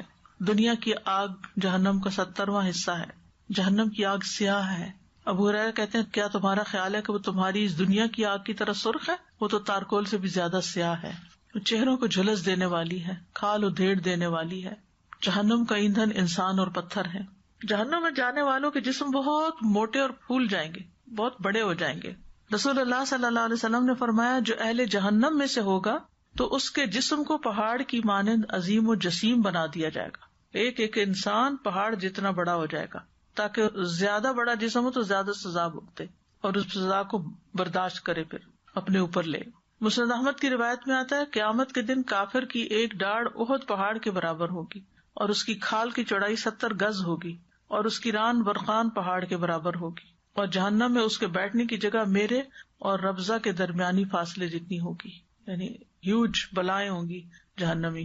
ان کا کھانا زقوم ہوگا، ابلتا پانی ہوگا، کھولتا پانی، زخموں سے بہنے والا خون اور پانی ہوگا، غسلین، اور آنتے کاٹ دینے والا کھولتا ہوا پانی ہوگا. وسقوا ماء حمیما فقطع امعاءهم، اور انہیں پینے کو کھولتا ہوا پانی دیا جائے گا جو ان کی آنتیں کاٹ کے رکھ دے گا. اہل جہنم کا لباس آگ ہی کا ہوگا. فالذین کفروا قطعت لهم ثیاب من نار، یعنی آگ کی لپٹیں ہی انہیں ڈھانکے ہوئے ہوں گی، وہی ان کا لباس ہوگا. آگ کے ہی جوتے ہوں گے، آگ کے تسمے، آگ ہی کے بستر، آگ ہی کے لحاف. لهم من فوقهم ظلل من النار ومن تحتهم ظلل، اوپر بھی آگ کے سائبان ہوں گے اور نیچے بھی، کچھ دکھائی نہیں دے گا. طوق اور زنجیریں بھی ہوں گی، یعنی قید خانہ تو ہے ہی جہنم، لیکن طوق اور زنجیریں بھی ہیں. پھر زہریلی لو بھی ہے. وَأَصْحَابُ الشِّمَالِ مَا أَصْحَابُ الشِّمَالِ فِي سَمُومٍ وَحَمِيمٍ، یعنی سانس لینے کے لیے کوئی اچھی ہوا نہیں ہوگی بلکہ زہریلی لو ہوگی، اور کھولتے ہوئے پانی میں ہوں گے. سانپ اور بچھو ہوں گے، ان کی آوازیں گدھوں کی طرح ہوں گی، چیخنا دھاڑنا. عبداللہ ابن عمر فرماتے ہیں جہنم میں نہیں ہوں گی مگر چنگھاڑنے کی آواز، چیخنے چلانے کی آواز، کہ ان کی آوازیں گدھے کی آوازوں کے مشابہ ہوں گی، کہ اس کے شروع میں جو آواز ہے وہ شہیق ہوتی ہے اور آخری آواز زفیر ہوتی ہے. پھر اعمال کے مطابق لوگ جہنم میں ہوں گے، کچھ کو آگ ان کے گھٹنوں تک پکڑے گی، کچھ کو کمر تک اور کچھ کو گردن تک. پھر لوہے کے ہتھوڑے بھی ہوں گے. وَلَهُم مَّقَامِعُ مِنْ حَدِيدٍ، ان کا عذاب ہلکا نہ ہوگا. لَا يُفَتَّرُ عَنْهُمْ وَهُمْ فِيهِ مُبْلِسُونَ، وہ ان سے ہلکا نہیں کیا جائے گا اور وہ اسی میں نا امید ہوں گے. جہنمی خون کے آنسو روئیں گے کہ اگر ان کے آنسو میں کشتی چلائی جائے تو وہ چل پڑے، اتنا پانی نکلے گا خون، اور وہ پانی کے آنسو کی جگہ خون کے آنسو روئیں گے. جہنم سے بچنے کے لیے ہر چیز فدیے میں دینا چاہیں گے، جو کچھ ہے پوری دنیا لے لو، ہمیں یہاں سے نکالو، لیکن وہاں کچھ قبول نہیں ہوگا.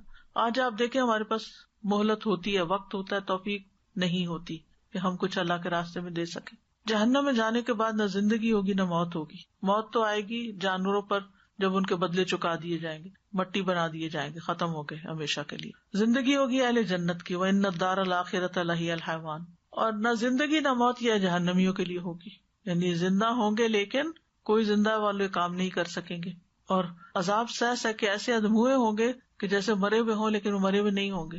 فَإِنَّهُمْ لَا يَمُوتُونَ فِيهَا وَلَا يَحْيَوْنَ. اب جہنم میں لے جانے والے جو اعمال ہیں ان میں سب سے پہلے کفر اور شرک ہے، پھر نفاق ہے، پھر نماز کا چھوڑنا. یعنی یہاں تک لائن تھی ان لوگوں کی جو ایمان نہیں لاتے نا، چاہے کفر کرے، شرک کرے یا نفاق. اب اسلام لے آئے، اس کے بعد سب سے بڑا جرم نماز چھوڑنا. سورہ مدثر میں آتا ہے ما سلککم فی سقر قالوا لم نک من المصلین. جنت والے جہنم والوں سے پوچھیں گے تمہیں کیا چیز دوزخ میں لے گئی، وہ کہیں گے ہم نماز ادا نہیں کیا کرتے تھے. پھر زکوٰۃ نہ دینا. نبی صلی اللہ علیہ وسلم کی زوجہ محترمہ حضرت عائشہ سے روایت ہے، کہتی ہیں ایک دن رسول اللہ صلی اللہ علیہ وسلم میرے پاس تشریف لائے، آپ نے میرے ہاتھوں میں چاندی کی موٹی موٹی انگوٹھیاں دیکھی. آپ نے دریافت فرمایا اے عائشہ یہ کیا ہے؟ تو میں نے عرض کیا یا رسول اللہ صلی اللہ علیہ وسلم یہ میں نے اس لیے بنوائی ہے کہ آپ کی خاطر زیب و زینت اختیار کروں. آپ نے پوچھا کیا تم اس کی زکوٰۃ ادا کرتی ہو؟ میں نے کہا نہیں. آپ نے فرمایا تمہیں جہنم میں لے جانے کے لیے یہ کافی ہے. یہ آپ حضرت عائشہ سے کہہ رہے ہیں. آپ نے یہ نہیں کہا کہ نہیں پہنا کرو، کیا ضرورت ہے پہننے کی، سادگی اختیار کرو، پہنو لیکن زکوٰۃ دو. جس بچے کی شادی ہو اس کو ساتھ لکھ کر دیں کہ آج کی یہ تاریخ ہے تمہاری ہجری کیلنڈر کی، اور آج سے جو تمہیں زیور مل رہا ہے اسی تاریخ کو اگلے سال تمہیں اپنی ساری زکوٰۃ نکال دینی ہے، ٹال مٹول نہیں کرنی. اب پورا حساب رکھو کہ زیور میں ہے کیا اور سال بھر میں کیا ایڈیشن یا اومیشن ہوئی ہے. پھر گناہوں کی کثرت جہنم میں لے جانے کا باعث بنے گی. پھر خودکشی، پھر تکبر.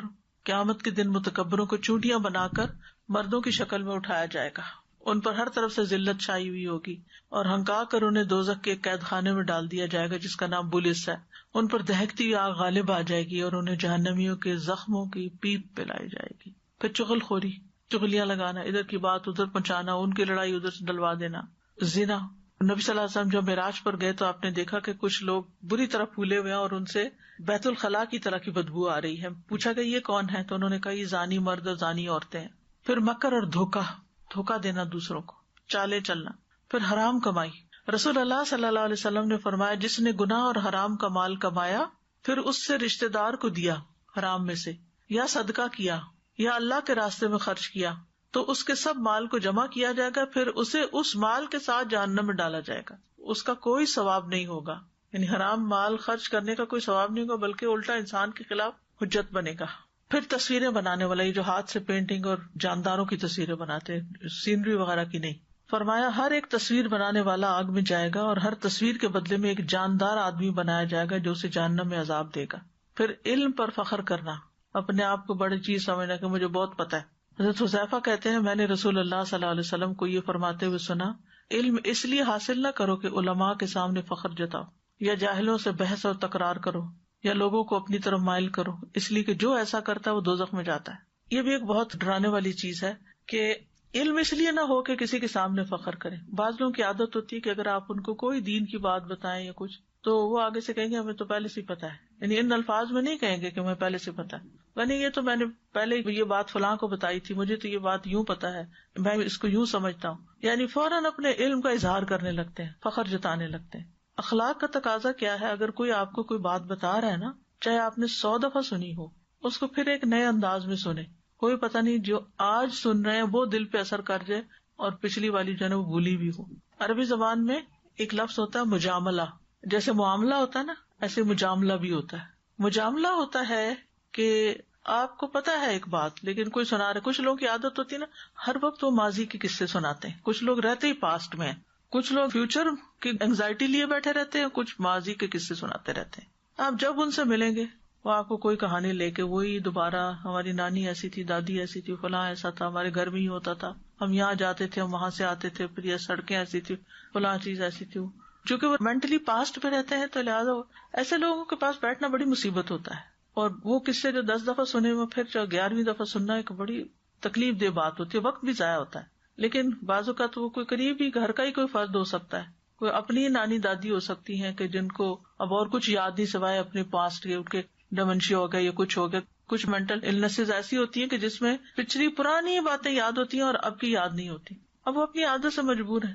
اب وہ جب سنا رہے ہوں تو ادھر ادھر مت دیکھیں، یہ بھی بد اخلاقی. یہ کچھ لوگوں کو میں نے دیکھا کہ جب ان کی پسند کی بات نہیں ہو رہی ہوتی نا تو وہ ادھر ادھر دیکھنا شروع کر دیتے ہیں. اللہ یہ کہ آپ نے اگر کسی کو ادب سکھانا، جیسے کوئی اسٹوڈنٹ ہے یا کوئی جس کی آپ تعلیم و تربیت کر رہے ہیں، بچے کو سکھا رہے ہیں، وہ اور بات ہے. لیکن ایک بزرگ آدمی ہے، اس کو نہیں پتا. دوسرا یہ کہ آپ یہ نہیں کہ یہ تو آپ نے پہلے بھی سنائی تھی، یہ تو آپ نے فلاں وقت بھی بتائی تھی، یہ تو ہمیں پتا ہے. اس طرح کی نہ زبان سے بات نکالے نہ کچھ مجاملہ کرے. مجاملہ جمیل سے نا، یعنی خوبصورت رویہ. اس وقت اچھا ٹھیک ہے، تو پھر کیا ہوا؟ پھر کوئی ایسا سوال کر لیں کہ وہ کوئی نئی بات بتائیں آپ کو، کوئی سیکھنے والی بات ہو. اور کچھ لوگ فیوچر کی اینگزائٹی میں ہر وقت آپ کو پریشانیاں بتائیں گے. ابھی تک گھر نہیں بنا، ابھی تک گاڑی نہیں لی، ابھی تک فلان، ابھی تک اس بچے کی شادی نہیں ہوئی، ابھی یہ پتہ نہیں اس کا کیا ہوگا، فلانا کیا کرے. ہر وقت ایسی بیزار کن باتیں کرتے ہیں. اب تک کی زندگی گزر گئی ہے، اللہ نے سارے انتظام کیے، آگے بھی اللہ ہی کرے گا نا. تو ہر وقت خود بھی پریشان رہتے ہیں اور دوسروں کو پریشان کرتے ہیں. ان کے پاس کوئی کام کی بات نہیں ہوتی. ایسے لوگوں کو بھی برداشت کرنا بہت مشکل کام ہوتا ہے. لیکن یہ ہے کہ اس وقت بھی بد اخلاقی نہیں. اور کچھ لوگ ہوتے ہیں وہ حال میں رہتے ہیں کہ اس وقت کو کیسے بچایا جائے، یہ جو اس وقت جو ہم بیٹھے ہیں، اور اس میں کیا بہتر سے بہتر کام کیا جائے. نماز پڑھ رہے ہیں تو وہ حال میں ہوں گے کہ اس وقت میرے منہ سے کیا نکل رہا ہے. کسی کے ساتھ بات کر رہے ہیں تو حاضر دماغی سے کریں گے، غیر حاضر دماغ نہیں ہوں گے. غیر حاضر وہی ہوتا ہے نا جو مینٹلی کہیں اور پہنچا ہوا ہوتا ہے. تو جاہلوں کے ساتھ ایسا معاملہ نہیں کرنا چاہیے کہ ان سے بحث و تکرار شروع کر دیں، ان کو آپ سنانا شروع کر دیں. اور جو لوگوں کو اپنی طرف مائل کرنے کے لیے باتیں کرتے ہیں وہ بھی بڑا خطرناک کام اختیار کیے ہوئے، اور اس میں جھوٹ سچ ملا دیتے ہیں. پھر گفتگو میں بے احتیاطی، بات کچھ ہو بنا کے کچھ اور پیش کرنا، اگلا شخص پریشان ہو جائے کہ یہ کیا بات ہو رہی ہے. نبی صلی اللہ علیہ وسلم نے فرمایا بندہ ایک بات زبان سے نکالتا اور اس کے متعلق سوچتا نہیں کہ کتنا بڑا گناہ ہے، اس کی وجہ سے وہ دوزخ میں اتنی دور پھسل کے گرتا ہے جتنی مشرق اور مغرب کی دوری ہو. پھر شراب نوشی. پھر اسی طرح آپ نے 5 لوگوں کو ایک بارے میں بتایا کہ یہ جہنمی ہے، جس میں خائن، خیانت کار، دھوکہ باز، بخیل، جھوٹا، بدخلق، فحش گو، پھر لعنت اور ناشکری کرنے والی عورتیں. تو اس لیے بہت ضروری ہے کہ ہم اللہ تعالیٰ سے استغفار کرتے رہیں اور وہ دعائیں مانگتے رہیں کہ جو ہمیں جہنم سے بچانے والی ہوں. تو سب سے پہلی دعا ہے ربنا اننا آمنا فاغفر لنا ذنوبنا وقنا عذاب النار. اے ہمارے رب، بے شک ہم ایمان لے آئے، لہذا ہمارے گناہ بخش دے اور ہمیں آگ کے عذاب سے بچا لے. تو سب سے پہلے ربنا، رب کے وسیلے سے دعا کی گئی ہے. یہ دعا کی قبولیت کا تقاضا ہے کہ اللہ کے ناموں کا واسطہ دے کر، نام لے کر اللہ تعالیٰ کا پھر دعا کی جائے. جیسے یا حیو یا قیوم یا ذی الجلال والاکرام، یا رحمان یا رحیم یا کریم، یا پھر ربنا یا اللہ. تو یہ رب کے وسیلے سے دعا کی گئی ہے. پھر اپنے نیک عمل کو وسیلہ بنایا گیا. وہ قرآن مجید میں آتا نا فابتغوا الیہ الوسیلہ. وہ کہتے ہیں اننا آمنا، اللہ ہم ایمان لے آئے. ہم ایمان سے بہترین عمل کیا ہو سکتا ہے؟ تو انہوں نے اپنے عمل کو وسیلہ بنا کے پیش کیا اور اننا کہہ کے بات کو پکا کیا. ہم واقعی ایمان لے آئے، سچ بات ہے کہ ہم ایمان والے ہیں.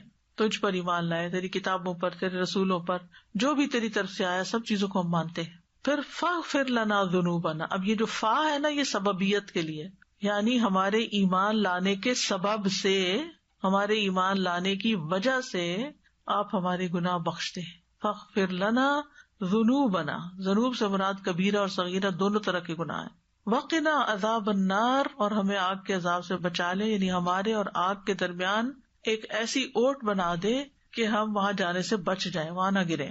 پھر ربنا آتنا فی الدنیا حسنۃ وفی الآخرۃ حسنۃ وقنا عذاب النار. یہ جو آج آگ کی ڈسکرپشن اور جو چند باتیں بتائی اس کے ریفرنس سے سوچ کے اس دعا کو بھی پڑھیں، کیونکہ نبی صلی اللہ علیہ وسلم یہ دعا بہت کثرت سے پڑھتے تھے. پھر ہے سورۃ الفرقان کی ربنا اصرف عنا عذاب جہنم ان عذابها کان غراما انہا ساءت مستقرا ومقاما. اے ہمارے رب، جہنم کے عذاب سے ہمیں بچائے رکھنا، کیونکہ اس کا عذاب ٹلنے والا نہیں، بے شک وہ بری ٹھہرنے کی جگہ ہے اور اقامت کی. یہ دعا رحمان کے بندوں کی دعا ہے. وعباد الرحمن الذین یمشون فی الارض ہونا، یہ ان کی دعا ہے جو سورۃ الفرقان میں آتی ہے. یہاں بھی ربنا اصرف عنا کہا گیا ہے، ربنا یعنی رب کے وسیلے سے دعا کی ہے، اور پھر جہنم کے عذاب سے بچنے کی دعا کہ اس کو ہم سے پھیر دے.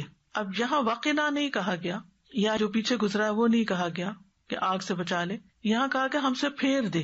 تو اس کا کیا مطلب ہے کہ جو اسباب جہنم میں لے جانے والے ہیں وہ اسباب بھی کاٹ دے، یعنی ان اسباب سے بھی بچا، اور اس کے برعکس نیک کاموں کو ہمارے لیے آسان کر دے، ہمیں برے کاموں سے بچا لے. ان عذابها کان غراما، غرام کا مطلب تھا چمٹ جانے والا. جیسے جو مقروض قرض ادا نہیں کرتا تو قرض خواہ جس کو غریم کہا جاتا ہے اس کی جان نہیں چھوڑتا، اسے پیچھے لگے رہتا ہے. انہا ساعت مستقرا و مقاما، مستقر کچھ مدت ٹھہرنے کی جگہ گناہگار مسلمانوں کے لیے، اور مقام ہمیشہ اقامت کی جگہ کفار کے لیے. سمجھ آ گئی فرق؟ پہلے میں ڈیٹیل سے بتا چکی ہوں نا کہ اب بابا جہنم سے صرف کون جائیں گے؟ کفار جائیں گے، اور جسر جہنم سے پلسرات سے مسلمان منافق ٹائپ لوگ وہ گریں گے. یہاں یہ بات اور واضح ہو رہی ہے، انہا ساعت مستقرا و مقاما، کہ وہ مستقر بھی ہے مقام بھی ہے. ٹھیک ہے، مستقر کہتے ہیں یعنی قرار پکڑنے کی جگہ، کچھ مدت کے لیے جہاں جائیں گے، اور مقام جہاں ہمیشہ اقامت رہے گی ان کی. مقیم کہتے ہیں نا پرماننٹ ریزیڈنٹ کو. پھر ہے ربنا ما خلقت ھذا باطلا سبحانک فقنا عذاب النار. ربنا انک من تدخل النار فقد اخزیتہ وما للظالمین من انصار. اے ہمارے رب، تو نے یہ سب کچھ بے مقصد نہیں بنایا، سو ہمیں آگ کے عذاب سے بچا لے. اے ہمارے رب، بلا شبہ تو جسے آگ میں ڈالے تو یقیناً تو نے اسے رسوا کر دیا، اور ظالموں کے لیے کوئی مددگار نہیں. یہ عقل مند لوگوں کی دعا ہے. سبحان اللہ. یہ دعا جو ہے نا، یہ صرف لفظوں سے پڑھنے والی نہیں ہے، یعنی کہ یہ آپ کے دل سے نکلنے والی ہے کہ آپ غور کرتے ہیں کسی چیز پر، نیچر کی، کوئی پتا ہے، کوئی پھول ہے، کوئی پتی ہے، کوئی دریا ہے، کوئی پہاڑ ہے، کوئی مٹی ہے، کوئی پرندہ ہے، کسی بھی اللہ تعالیٰ کی مخلوق پر غور کرتے ہیں جب، یا آسمانوں کو دیکھتے ہیں یا زمین کو دیکھتے ہیں، تو آپ کہاں اٹھتے ہیں کہ یہ کیسے بنا لیا اللہ تعالیٰ نے اور کیوں بنایا. تو آپ کے دل سے اٹھتا ہے کہ جو اتنا عقل مند ہے، اتنی سمجھ رکھتا ہے، وہ ان سب چیزوں کو ایسے بیکار نہیں بنا سکتا، ضرور ان کا کوئی پرپز ہے. پہلے زمانے میں تو لوگوں کو نہیں پتا چلتا تھا کہ مختلف علاقے میں مختلف پرندے یا چیونٹیاں یا کیڑے مکوڑے کیوں پائے جاتے ہیں. اب تو لوگوں نے اس کو فگر آؤٹ کر لیا ہے کہ اس علاقے کی مخصوص زمین کے لیے وہ ضروری ہوتے ہیں، پرندوں کے لیے ضروری ہوتے ہیں، وہ پورا ایک سائیکل ہوتا ہے نا. تو ربنا ما خلقت ھذا باطلا، ایک چھوٹا سا بھی کیڑا ہے نا جو ہمیں لگ رہا ہے کہ اس کا کیا فائدہ ہے، اس کا کیا، مارو اس کو پرے، لیکن اس کا بھی زندگی کا کوئی پرپز ہے، وہ بھی کچھ کرنے آیا ہے. تو ربنا ما خلقت ھذا باطلا، تو نے یہ ایک چیونٹی بھی بیکار میں نہیں پیدا کی، بے مقصد نہیں پیدا کی. سبحانک، تو پاک ہے اس سے کہ تو کو بیکار کام کرے. فقنا عذاب النار، ہمیں آگ کے عذاب سے بچا لے، کیونکہ آپ کامل ہیں، ہم ناقص ہیں، ہم تیری عبادت کا حق ہی ادا نہیں کر سکتے. ربنا انک من تدخل النار فقد اخزیتہ وما للظالمین من انصار. پھر وجہ بتا دی کہ ہمارے رب جسے تو نے آگ میں داخل کیا اس کو تو بہت رسوا کر لی. یعنی سزا تو اپنی جگہ، لیکن جو ساری مخلوق کے سامنے بے عزتی ہونے والی ہے، اس سے بڑی کوئی بے عزتی نہیں، اس سے بڑی کوئی رسوائی نہیں. ایک شخص دنیا میں کتنا بھی پاپولر ہو، کروڑوں فینز ہوں اس کے، بہت اس پہ جان دینے والے ہوں. پچھلے دنوں کسی نے ایک چھوٹی سی وہ کلپ بھیجی جس میں ایک انڈین شخص تھا، وہ جب ٹرمپ کو کووڈ ہوا تھا تو اس کو بہت زیادہ شاک لگا تھا، کیونکہ وہ ٹرمپ کو گاڈ مانتا تھا، اور اس نے اپنے گھر میں بہت بڑا اس کا بت بنا کے رکھا ہوا تھا. اور اس کی پوجا کرتا تھا. اور ٹرمپ تو 3 دن کے بعد صحت مند ہو گیا اور وہ اللہ کو پیارا ہو گیا. مجھے قرآن مجید کی کچھ آیات جو ہے نا وہ ہمیشہ میں ان پہ رکتی تھی. اتنا ان کا ذکر بار بار آتا ہے کہ لوگ کہیں گے ربنا انا اطعنا سادتنا و کبراءنا فاضلونا، یہ ہمارے بڑے ہیں، ان کی ہم نے بات مانی، انہوں نے ہمیں گمراہ کر دیا. تو چاہے کوئی ریلیجس لیڈر ہو، چاہے کوئی پولیٹیکل لیڈرز ہو، چاہے کوئی ہیڈ آف اسٹیٹس ہو یا کوئی بھی ہو، کسی کی بھی اندھا دھند آنکھیں بند کر کے بات نہیں ماننی چاہیے. لیکن میں نے دیکھا ہے کہ عموماً لوگ جس کو ایک لیڈر یا ہیرو مان لیتے ہیں اس کی تو ان کو برائی کوئی نظر نہیں آتی، اور جو دوسرے ہیں ان کی اچھائی کوئی نظر نہیں آتی. دوسروں کے بارے میں بغیر تحقیق، بغیر جانے، صرف پروپیگنڈے سے متاثر ہو کر جھوٹی باتیں، الزام تراشی ان پہ کرنے لگتے ہیں، اور اپنے لیڈر کے معاملے میں اتنے ایموشنل ہو جاتے ہیں کہ دوسروں کے اوپر لان تان کرنا شروع ہو جاتے ہیں. تو میں سوچتی ہوں کہ کدھر گئی عقل؟ آپ کو حقیقت کہاں سے پتا؟ اور آپ جس کو فالو کر رہے ہیں آپ کو کیا معلوم کہ اس کی اپنی حقیقت کیا اور اس کا کیا بنے گا؟ فالو کرنے کے لیے تو قرآن و سنت ہی کافی ہے. کوئی انسان پرفیکٹ نہیں ہے کہ آپ کریں کہ جو یہ کرے گا وہی میں کروں گا نہ. تو یہاں پر جہنم میں جانے والوں کی ذلت اور رسوائی کی بات بھی ہو رہی ہے. وَمَا لِلظَّالِمِينَ مِنْ انصار، اور ظالموں کا کوئی مددگار نہیں ہوگا. پھر ہے اللہم اجرنی من النار، اے اللہ مجھے آگ سے بچا لے. جو شخص 3 مرتبہ جہنم سے پناہ مانگ لے، جہنم خود کہتی ہے اے اللہ اس بندے کو مجھ سے بچا لے، اور جو روز پڑھے گا اس دعا کو تو اللہ تعالیٰ اسے توفیق بھی دے گا کہ وہ جہنم سے بچنے والے کام کرے. پھر ہے اللہم رب جبرائیل و میکائیل و رب اسرافیل اعوذ بک من حر النار و من عذاب القبر. اے اللہ جبرائیل اور میکائیل کے رب اور اسرافیل کے رب، میں آگ کی تپش اور قبر کے عذاب سے تیری پناہ چاہتا ہوں. جبریل علیہ السلام وحی پر موکل فرشتے ہیں، میکائیل بارش اور نباتات پر نگران فرشتے ہیں، اسرافیل بھی ایک عظیم فرشتے ہیں. ان تینوں فرشتوں کا ذکر ان کے شرف اور مقام کے بنا پہ کیا گیا کہ ان کی کتنی بڑی اہمیت ہے. اور یہ تینوں جو ہیں ان کا تعلق زندگی کے قیام پر ہے. سب سے افضل فرشتے جبریل ہیں، پھر اس کے بعد میکائیل ہیں، پھر اسرافیل ہیں. اور پھر ان کا ذکر کر کے کہ آپ ان کے بھی رب ہیں. یہ بڑے بڑے فرشتے ہیں لیکن آپ ان کے بھی رب ہیں. اعوذ بک من حر النار، اس کے بعد رب کے وسیلے سے آگ سے نجات کا سوال کرتا ہے انسان. ومن عذاب القبر، اور عذاب قبر سے. اللہم انی اعوذ بک من الکسل والحرم والمأثم والمغرم ومن فتنة القبر وعذاب القبر ومن فتنة النار وعذاب النار. اے اللہ بے شک میں تیری پناہ چاہتا ہوں سستی سے، بہت زیادہ بڑھاپے سے، گناہ سے، قرض سے، قبر کی آزمائش سے، قبر کے عذاب سے، اور آگ کی آزمائش سے اور آگ کے عذاب سے. استغفر اللہ. کسل کہتے ہیں کسی کام پر قدرت ہونے کے باوجود اس کو بوجھل خیال کرتے ہوئے نہ کرنا. مجھ سے نہیں ہوتا، بہت مشکل ہے، حالانکہ اتنا مشکل ہے نہیں. حرم کہتے ہیں اتنا عمر رسیدہ ہونا کہ انسان کی قوتیں کمزور ہو جائیں، اتنا بوڑھا کہ نہ دیکھ سکے، نہ سن سکے، نہ بول سکے، نہ کچھ کر سکے.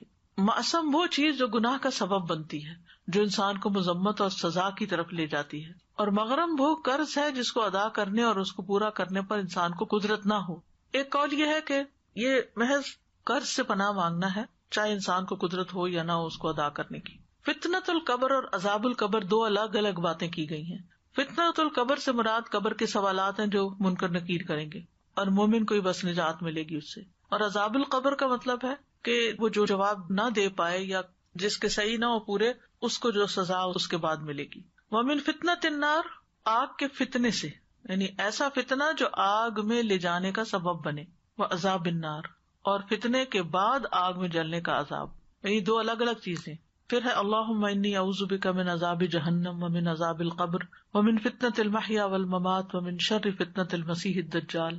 اے اللہ میں تجھ سے جہنم کے عذاب اور قبر کے عذاب اور زندگی اور موت کے فتنے اور مسیح دجال کے فتنے کے شر سے پناہ مانگتا ہوں. اس دعا کو تشہد میں مانگنے کا حکم ہے. رسول اللہ صلی اللہ علیہ وسلم نے فرمایا جب تم میں سے کوئی تشہد پڑھ لے تو وہ اللہ سے 4 چیزوں کی پناہ مانگے. اس وقت یہ دعا پڑھنی چاہیے درود شریف پڑھنے کے بعد. پھر ہے الحمدللہ الذی کفانی و آوانی و اطعمنی و سقانی والذی من علی و افضل والذی اعطانی فاجزل الحمدللہ علی کل حال اللہم رب کل شیء و ملک کل شیء و الہ کل شیء و لک کل شیء اعوذ بک من النار. اللہ کا شکر جس نے میری کفایت کی، مجھے ٹھکانہ دیا، مجھے کھلایا پلایا، وہ ذات جس نے مجھ پر مہربانی اور احسان فرمایا، وہ ذات جس نے مجھے دیا اور خوب دیا. ہر حال میں اللہ کا شکر ہے. اے اللہ جو ہر چیز کا رب ہے، اور ہر چیز کا مالک اور ہر چیز کا معبود، ہر چیز تیری ہی ملکیت میں ہے، میں آگ سے تیری پناہ مانگتا. اتنی بات کرنے کے بعد پہلے اللہ کی نعمتوں کا ذکر کیا، شکر ادا کیا، الحمدللہ علی کل حال، اور پھر اللہ تعالیٰ کی تعریف کی، اور اس کے بعد آخر میں اپنی فریاد رکھ دی کہ اللہ مجھے آگ سے بچانا. اس سے یہ پتہ چلتا ہے کہ مومن کسی بھی وقت اپنے انجام کو نہیں بھولتا. جہاں وہ دنیا میں اللہ کی نعمتیں یاد رکھتا ہے اور ان پہ شکر ادا کرتا ہے، وہاں وہ آخرت کے انجام کے بارے میں فکر مند رہتا ہے. تقریباً تمام ہی دعائیں جو ہیں یا تو رات کو سوتے وقت کے اذکار میں شامل ہیں یا پھر تہجد کے اذکار میں شامل ہیں. یہ بھی مسند احمد کی دعا ہے کہ جب نبی صلی اللہ علیہ وسلم اپنے بستر پر جا کر لیٹتے تو یوں کہتے، الحمدللہ الذی کفانی و آوانی، الحمدللہ الذی اطعمنی و سقانی، الحمدللہ الذی من علی فافضل، اللہم اسألک بعزتک ان تنجینی من النار. ساری تعریف اللہ کے لیے جس نے میری کفایت کی اور مجھے ٹھکانہ دیا. ساری تعریف اللہ کے لیے ہے جس نے مجھے کھلایا اور پلایا، اور ساری تعریف اللہ کے لیے ہے جس نے مجھ پر مہربانی کی اور احسان کیا. اے اللہ میں تجھ سے تیری عزت کے واسطے سے سوال کرتا ہوں کہ تو مجھے آگ سے نجات دے. تو جو شخص یہ دعا پڑھتا ہے نا تو اس نے مخلوقات کی تمام بیان کردہ حمد جو ہے یا اللہ کی تعریف جو ہے وہ ادا کر دی. تو یہ تھی جہنم سے بچنے کی دعائیں. اللہ تعالیٰ ہم سب کو جہنم کی آگ سے بچائے، اور اس کے لیے روزانہ توجہ سے دعا مانگنے کی ضرورت ہے تاکہ اللہ تعالیٰ ہمیں اپنی پسند کے کاموں کی توفیق عطا فرمائے اور ہمیں آگ سے ہر صورت میں بچا لے، کیونکہ انک من تدخل النار فقد اخزیتہ. وآخر دعوانا ان الحمد للہ رب العالمین. سبحانک اللہم وبحمدک، اشہد ان لا الہ الا انت، استغفرک واتوب الیک. السلام علیکم ورحمۃ اللہ وبرکاتہ.